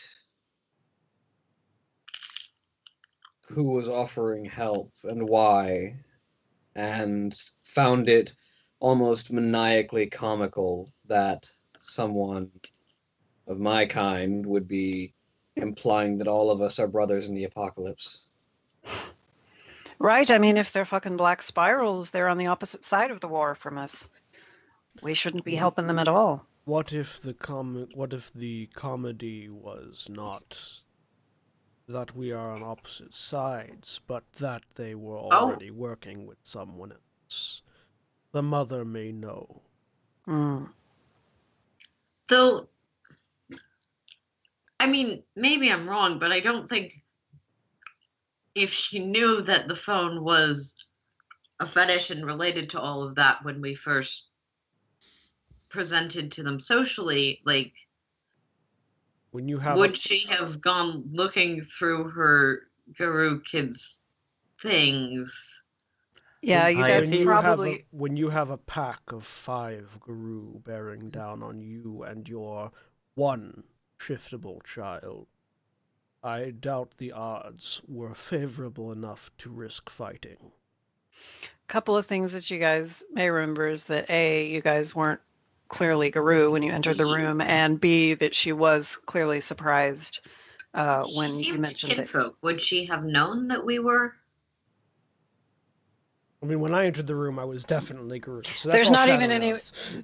Yeah, there's not any way for even other Guru to know unless they have a gift sent the true form. You can't always know for sure, even if someone else is Guru. So kinfolk definitely couldn't tell, and you would remember likely since it was for you less time ago than a week. You would remember that when she found out that her son had stolen something, she was like, obviously surprised, annoyed, and why are you making things more complicated for us? Speaking as someone who's been in Ethan's position before, that's all the hallmarks of a mother who is less than pleased and certainly not aware that her child's been out performing bits of petty larceny here and about. I have further questions and concerns, though. Why would any normal Guru work with the Black Spiral, and how could they conceal themselves and in the opposite event of a Black Spiral being present, how could they hide within the cairn without discovery? Well, nobody in our sept is a Black Spiral, I could tell you that much, but that doesn't preclude. Our side gets seduced by the worm all the time. This is not something they tell you in the brochure right after your first change, but none of us are perfect. We all have our own petty greeds and angers and jealousies that the worm can feed on and tempt us into doing wrong. I wouldn't have thought it of anyone in the sept, but the evidence points that way. I can't see any other explanation except that someone on the inside is feeding information to this young Black Spiral. And I don't know for how long. I don't know the extent of it. I just know that something is rotten.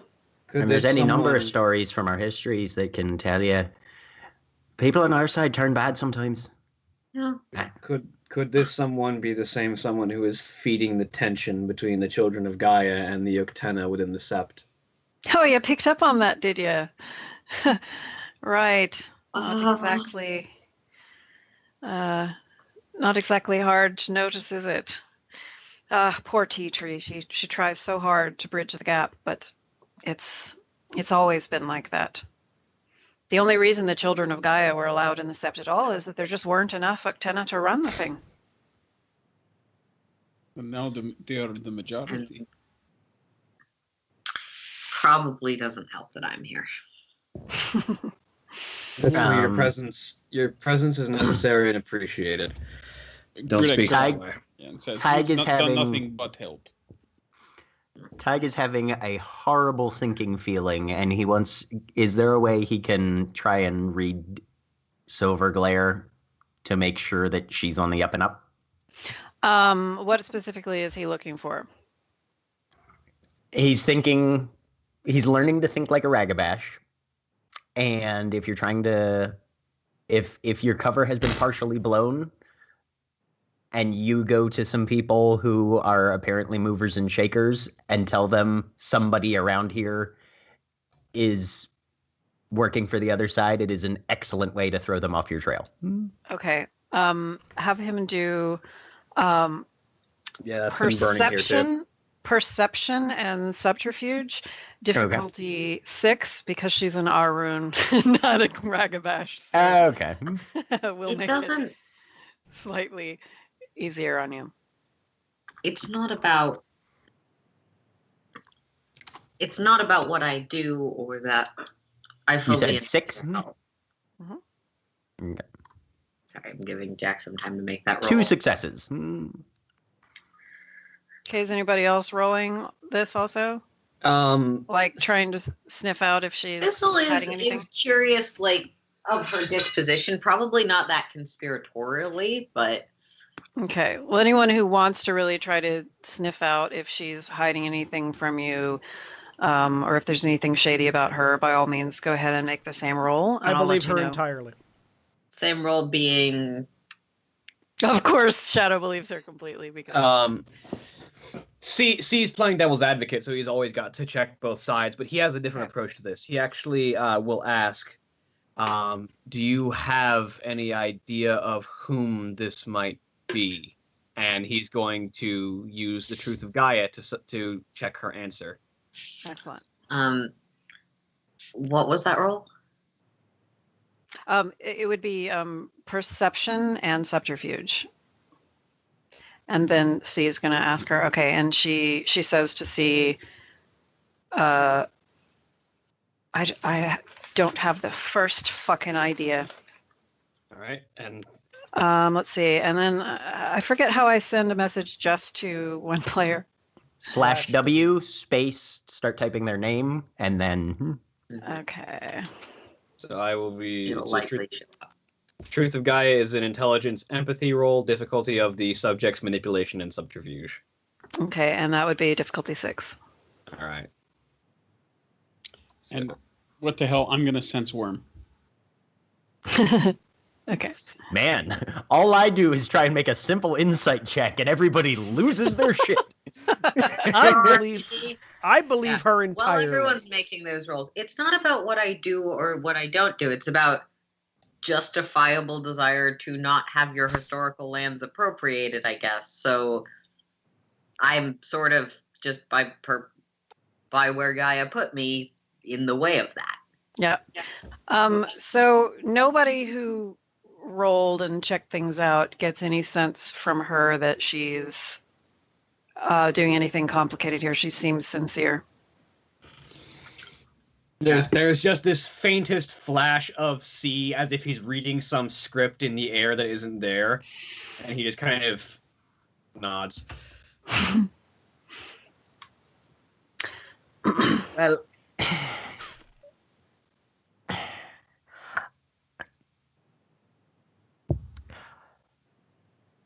I'll say that I've managed to shove my nose in the wrong campfire and gotten it burned at least once or twice before. Yes, So I whatever know. we do, I was afraid of I heard that. all about it, Tig. Anyhow, given that we don't have any Shadow Lords in the cairn, I'm not quite as far behind the ball as I'd otherwise probably be, but still getting a thing or two straight would probably be in our best interest before we start trying to pull over all the rocks and see what crawls out from underneath. When you say Shadow Lord, there's a brief moment of confusion on Shadow's face, followed by a realization. All right. He remembers lore 101 dimly. Well, here's the thing. You realize why I'm telling you this in a car as we're driving to the city and where absolutely no one else can hear us, right? Because since I have no fucking clue who's involved, it could be one of my own pack mates. I can't put it past them. And And you're telling us because we're the, the only we're the the new only arrivals. the only people I know for sure could not have been involved in leaking information about that phone is the 5 of you. You're the only ones who could not possibly have been involved in this, and certainly not in the attack that the Black Spirals made in April. With the phone being stolen, I suppose this may not narrow it down any, but like, who would have known their ability? Sorry, excuse me, Aaron's coughing.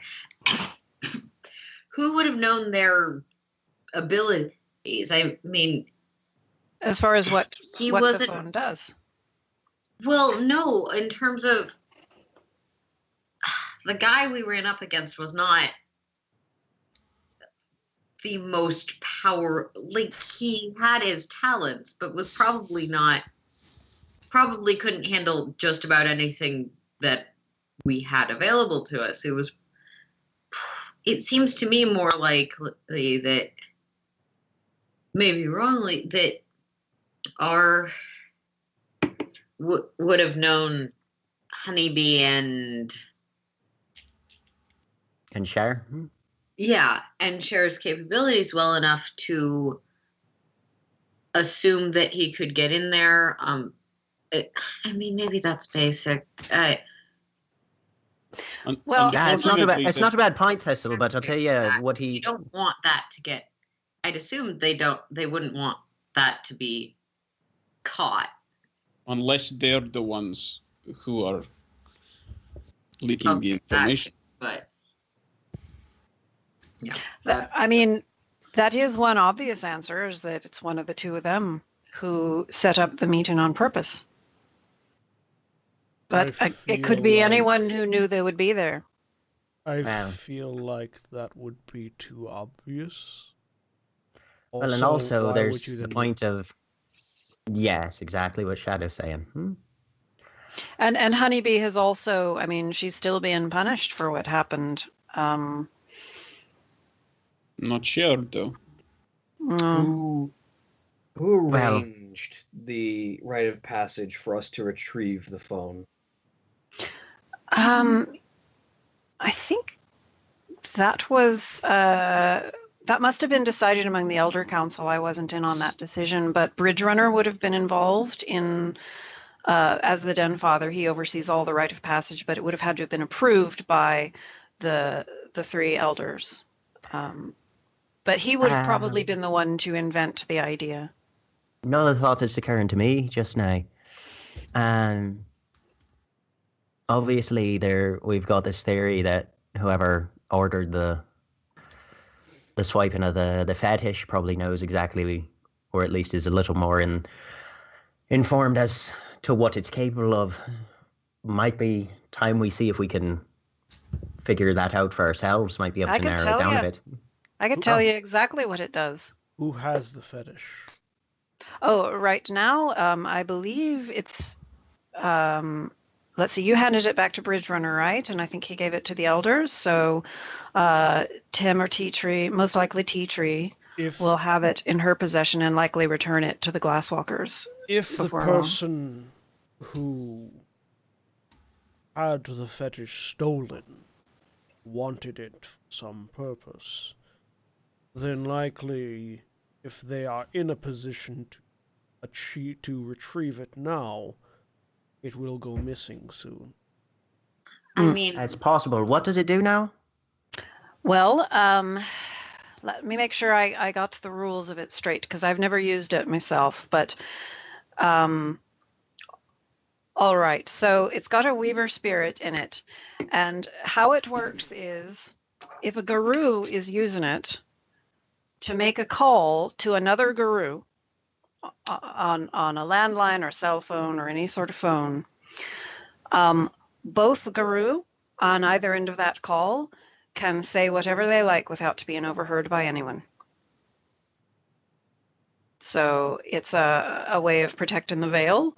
It let Honeybee talk about Sept business with other Guru from a distance without being overheard while she was on the subway or that sort of thing.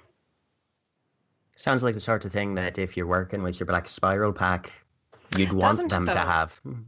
Doesn't it, though? I don't think it was. No, with that sort of capability, I'm not thinking it was stolen so that they could get it into the hands of somebody in the Sept itself. I think it was so that they would have secure communications back and forth. And the boy said, But I you can't also- give it to you. Doesn't narrow things down, but Did anyone expect us to fail in our task? That I can't tell you. I had no idea myself whether you would succeed or not, but usually, Bridge Runner tries to design these things so that they're difficult but not impossible, and I don't recall hearing anyone say one way or the other what they thought would happen. There are two possible outcomes that I can see. Either that the Solid pun goal- there, sir. Either that the goal Oh, was you. to retrieve the phone for the Black Spiral to use as tools of communication, or to see it retrieved and out of Honeybee's hands long enough for an individual within the Sept to retrieve it in order to communicate with the Black Spiral directly underneath the Sept's vision. If they didn't want... They wouldn't have to have the phone. The Black Spiral could have called anyone in the Sept and had the same effect. The Black Spiral could have called me on my cell phone, and anything I said to him wouldn't be overheard by anyone. Well, true. If I were working with a people that I believed were unruly or dangerous or beneath me, I wouldn't trust them with such a powerful piece of magic. I would want it myself to make sure that I was the one using it properly. That's a fair point. Also, But they there is left it also- with a cub. Yes, the cub wouldn't exactly be difficult to retrieve from. Although and he there's wasn't, apparently. No, he wasn't. But the counterpoint to Come on, your theory there, You're see, cutting yourself short, my friends. just counterpoint to there is that if you're working in close proximity to the people that you stole something from, usually you don't want to be the one using it, because somebody will notice. Will they? That's Looks like true. it looks like a bog standard phone to me. Okay, so that, like, yes, most phones look the same, but like you're It gonna would have been recognize your own identifiable. phone's brand, and there's probably not a ton of high-end phones running around the Sept. Also, I admit I have Oh, not. hey, that phone looks a lot like the magic one I happened to used to have.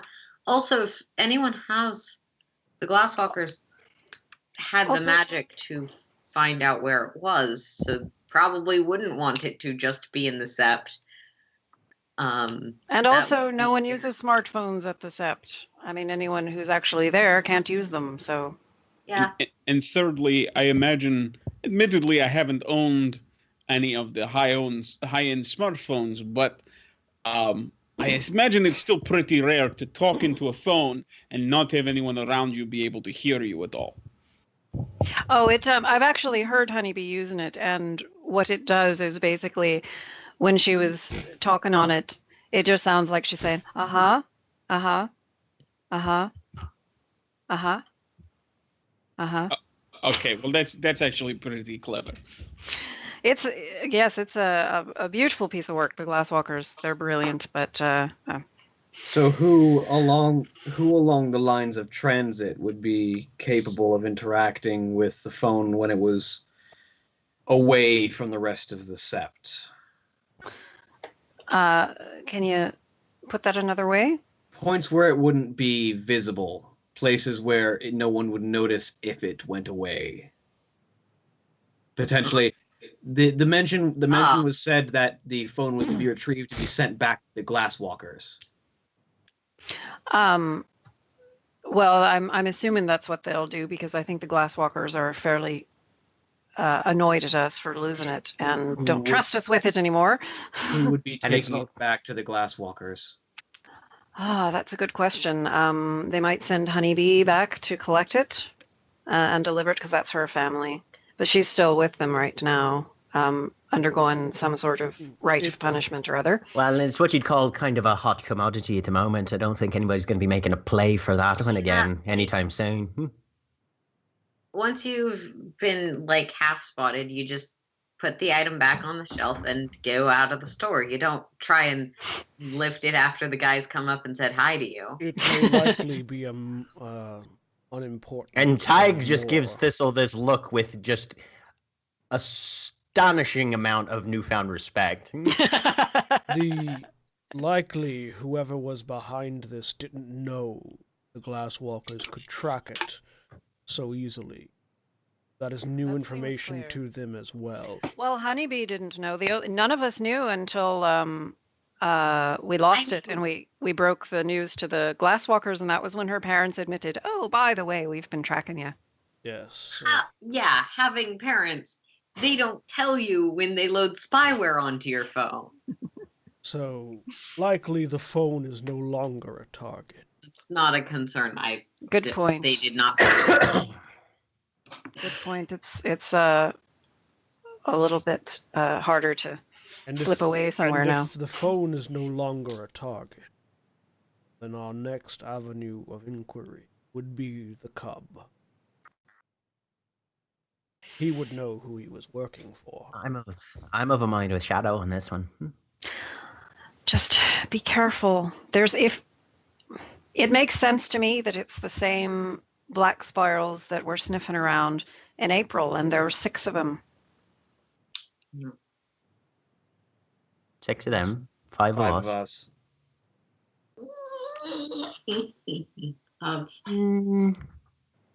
There's a reason that I brought 8 of us, including some elders.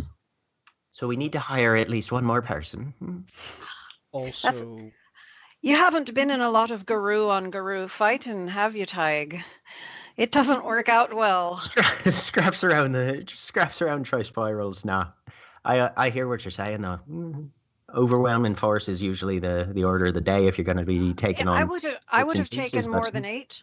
I would have taken more than 8 into the Umbra, but the thing is, we didn't know what their plan was.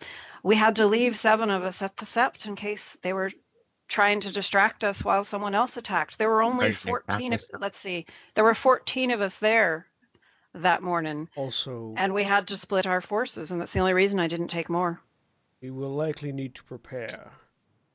15. And prepare methods by which we can combat these foes without danger to the Vale. To be honest, I don't even know for sure what all they can do. They've got gifts and rights and things that we don't know anything about. I've heard some horror stories, and if you're willing, Silverglare, there's a thing my father told me about being able to shrug off the effects of poisons, toxins, and the like that our tribe is fair familiar with. If you've got any leads on that sort of thing, I'd like to learn that. All right, I'll look into it. I should also speak to the Uktena about sensing magic. This might be useful. All right. When it comes to speaking to other people in the Sept, how do you think we should respond on that? Here is my advice, and I'm not the boss of you all. You can do whatever you like, but this is your own safety we're talking about, and since we don't know who it is and how powerful, who's plotting against the Sept, you'd better not let anyone other than me know that you're even looking into this. And because whoever it is, once they know you're trying to sniff them out, they'll do whatever it takes to whoever it is, and even if it's no one, creating more tension, more discord, more distrust is never. Because honestly, that's not what.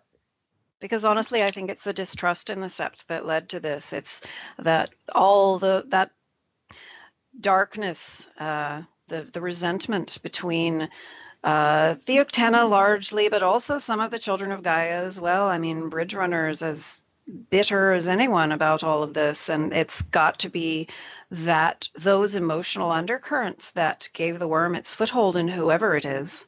Thistle. Yeah. Would the totem spirit of the Sept have information? No. It's a brand new baby. No, of the He's Sept. talking of to the Olaf. Sept.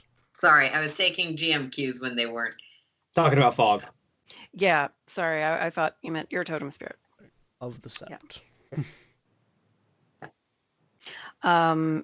And let's see what this will know. Do intelligence and rituals, difficulty 6. 6, got it.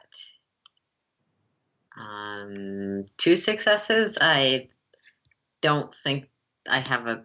I don't have a specialty. Never mind. Okay. You're just feeling vague doubts that the sept totem would be helpful, and you're not really sure exactly why. It just, from what you understand, it doesn't seem like. I mean, like, obviously, I don't know the details. I'm still kind of new at this, but probably not. Also, I feel like if there was a immediate worm-tainted threat that... What's the fog's name again? What, I'm sorry, I didn't. What's Aeolus? Fog's name? Aeolus. Oh, Aeolus, yeah. Aeolus. That Aeolus was aware of, like, when the group was snooping around, I'd imagine there would be, you may know better than I, some sort of notification warning.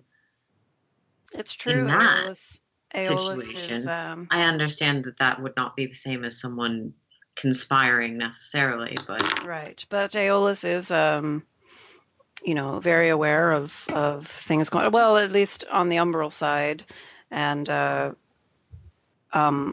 would think that if there was anything Aeolus did know, he would have told us already, or told someone.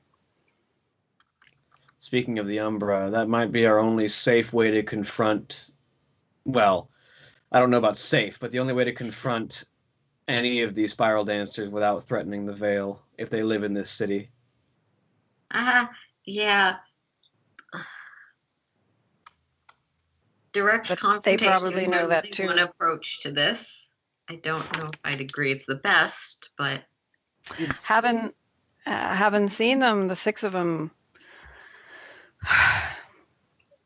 they did turn and run, but again, I don't know what they were after in the first place. I don't know if they could have taken us if they turned to fight. I don't know how many of us we'd have lost. If there are Well, potential... and prophecy aside, I'm pretty sure the 7 of you are still a shade more impressive than the 5 of us. If there are potential enemies everywhere, we must first begin ruling out options. I believe at least some of us are in agreement that the quickest way to more information is through the one thing we know to be true, which is that this cub was working with someone. Should we then pursue that, or should we pursue others? About the worm wherever it dwells and whenever it breeds, and we know where it lives. Craig, you're really quiet. I think that's a worthwhile place to check. Is that better? Yeah. Mm-hmm. Okay. I think that's a worthwhile first place to check. I will be honest, though, my pack, I am afraid that they may have left their apartment, given the interaction we had with them. Yes. yeah. That seems like it'd be a reasonable response. I was able to find their scent once. But such a trust lovely that I can place. How find could it they bear again. to abandon it? She says. And if that one has a pack, he probably is not going to be going out a ton alone immediately after. Correct. But it could not be a bad idea. If they've gone, perhaps we can at least sniff around the apartment again without the potential interference of a woman threatening herself with a gun or small child turning into ravening worm-tainted Krynos. Maybe they left something behind. I don't know. It's difficult. But It's other- at least a place to start. the other thing that I would suggest is just without, as much as possible, without raising suspicions that you're investigating, just trying to get to know what's going on at the Sept and who is dissatisfied and who is acting suspicious, and see what you can find out without drawing too much attention to your investigation. Aye. What's that thing that the American shows always means motive and opportunity? I'm not much one for TV myself. I but, don't know what that means. Oh, we will show you. It will be disappointing, but we will show you. I believe our first task for the day, though, is laundry. Yes. We need clothing for you, a tattoo for Tig, and Clothing for Tig.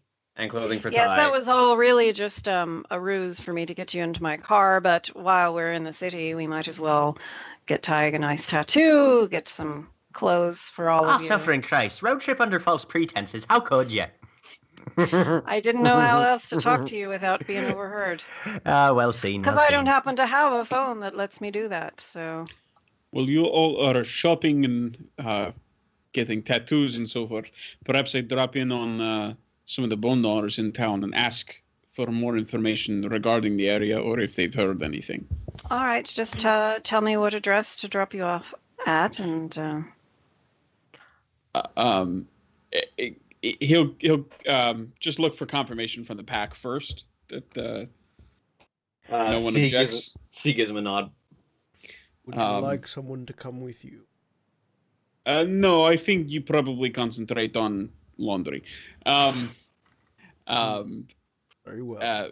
But thank you, I appreciate it. And then he'll give her the address for the bookstore where Bongos works and lives. Borderlands Books in San Francisco. No shit. Yes, shit. Yeah, Bongos. In this universe, Bongos lives on the upper floor above Borderlands and actually runs the place. Awesome. Borderlands is run by a bone gnawer, my friends. And by the way, I'll be there next month. Signing and reading my new book. Yeah. You know you're gonna get people asking if the store owner is a bone gnawer. They are gonna love you. All right, well, Papa, keep it subtle. So, You know me. Don't worry, Tig. Always on, how they say, the DL. Okay, that is not how that phrase. You are not on a D or an L. So I appreciate You know, I've never heard that phrase conjugated that way, and I'm just gonna die right now. I'll get back and Please do not die, He's Thistle. just leaning heavily on whoever is next to Zer in the bar. Probably Tig.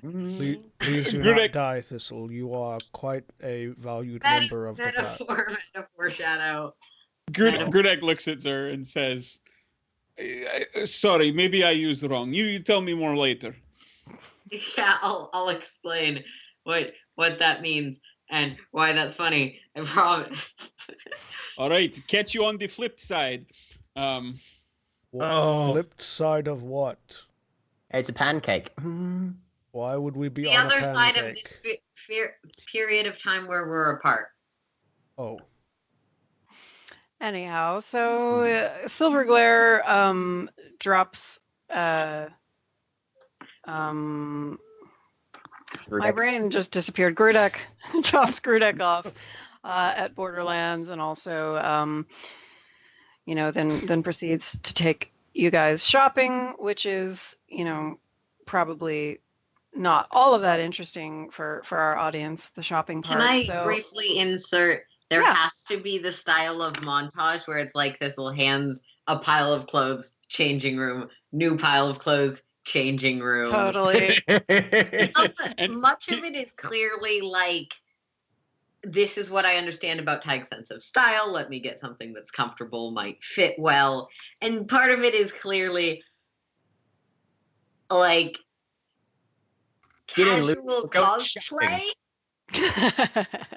I'm picturing Shadow and Tig. It's like, I think that this red hoodie with the leather or jacket over top and the sort of red skull, red bat logo t-shirt.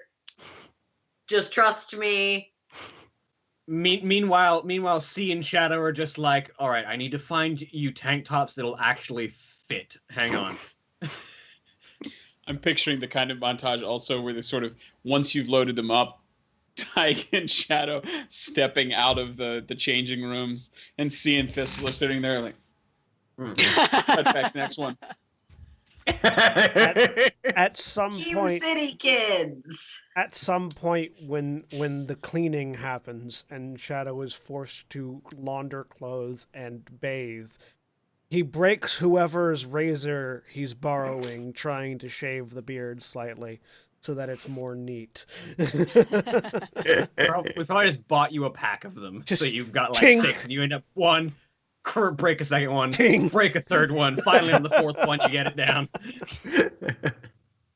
Indeed. So Grudek, you want to give us an idea of what you're going to talk about with bongos? Yeah, I mean, he will first his bongos in his standard grumpy. Yeah, he's actually working the floor today. Okay. But being his usual grumpy self. Grudek will come in and see if he needs any help with stacking or sorting or restocking or anything like that. And then while he's doing that, we'll tell him that he's formally joined the Western Eye. And then thank him again for all his hospitality when he first arrived in town, and then start asking about that neighborhood where we were, sort of in a general sense at first. Now, Bongos has a weird sort of linguistic quirk in that he just mixes and matches all kinds of weird slang from like millennial stuff to kind of beatnik or hippie or surfer slang, just a random assortment. He's like a slot machine of slang. You can never tell what's going to fall out of his mouth.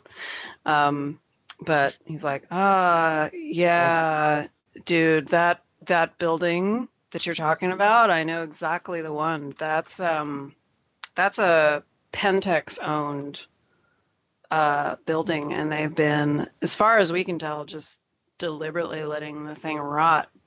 I don't know if they're cooking up something in particular there, but we just steer clear of it because that whole area, that's where vamps hang out. That's where all the baddies go prowling at night, and we just steer clear of it mostly. They have their own stuff. They haven't directly interfered with us, so we just totally let it be. But we keep an eye on it, but there just aren't enough of us to take it on. But yeah, Pentex is definitely the owner of that building. Now we know where the vampires of San Francisco live. That's been a very good idea. Make sure that the other Natatoya, other Bonors in town. Keep that distance. Definitely keep an eye, but keep the distance, and make sure kinfolk know to stay far away. We went there, and yes, it smells like worm, but on 5th floor, there was what definitely full of the worm and probably black spiral cub. Shit. Hey, do you still know that leech that I sort of introduced you to a while back? Are you still in contact with him? Greta, yeah, her. Sorry. She, it's hard to tell looking at her that she's supposed to be a woman, but. Grudek sort of shrugs and says, she's really pretty nice. You get to know her.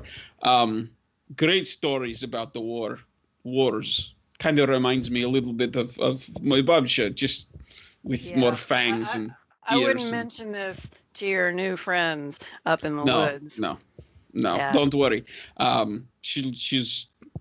We'll keep her with Natatoya. But yes, we're still in touch. In fact, I think based on the last interaction, she might even owe me a favor. You think it's worth getting in touch? Couldn't hurt. I mean, I get the feeling that might be some kind of feeding grounds for them or something. I don't know. But she'd know. We have kind of a live and let live arrangement. Just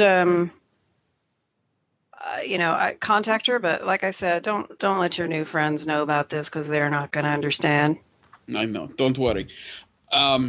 Any other sightings of the spirals in town? Anything you're aware of, or anything that even could be spiral? No. If I heard the faintest whiff of black spirals in town, I would have just packed up everything and left. I understand, Bongos. I Well, ain't got time for that shit. no, I got you. I got you. Listen, take care, okay? You let me know if any of the kinfolk need more blankets, if it's getting cold, or any food. We'll do what we can. But you take care of yourself, okay? All right. And, keep me posted if I need to be fleeing the city or whatever. Don't worry. Thanks for abandoning us in our time of need and whatever, but yeah, be cool, Daddy-o. All right, I'll be cool as well. And thank you again. I don't worry. I go where the spirits have shown me, but I'll always come back to the people. And he'll go to give Bongo a hug. No. Keep that. No, not today. No, it's not in the mood. You go. All right, groovy, Daddy-o. And he'll turn That's and where head out. Grudette gets it from. Okay. Suddenly things are starting to come together. All right, so we're gonna call it there for the evening, and the investigation will continue next week into something rotten in the Sept of the Western Eye. Say goodnight, everybody. Good night, everybody. everybody. Good night. See you next week. Ally.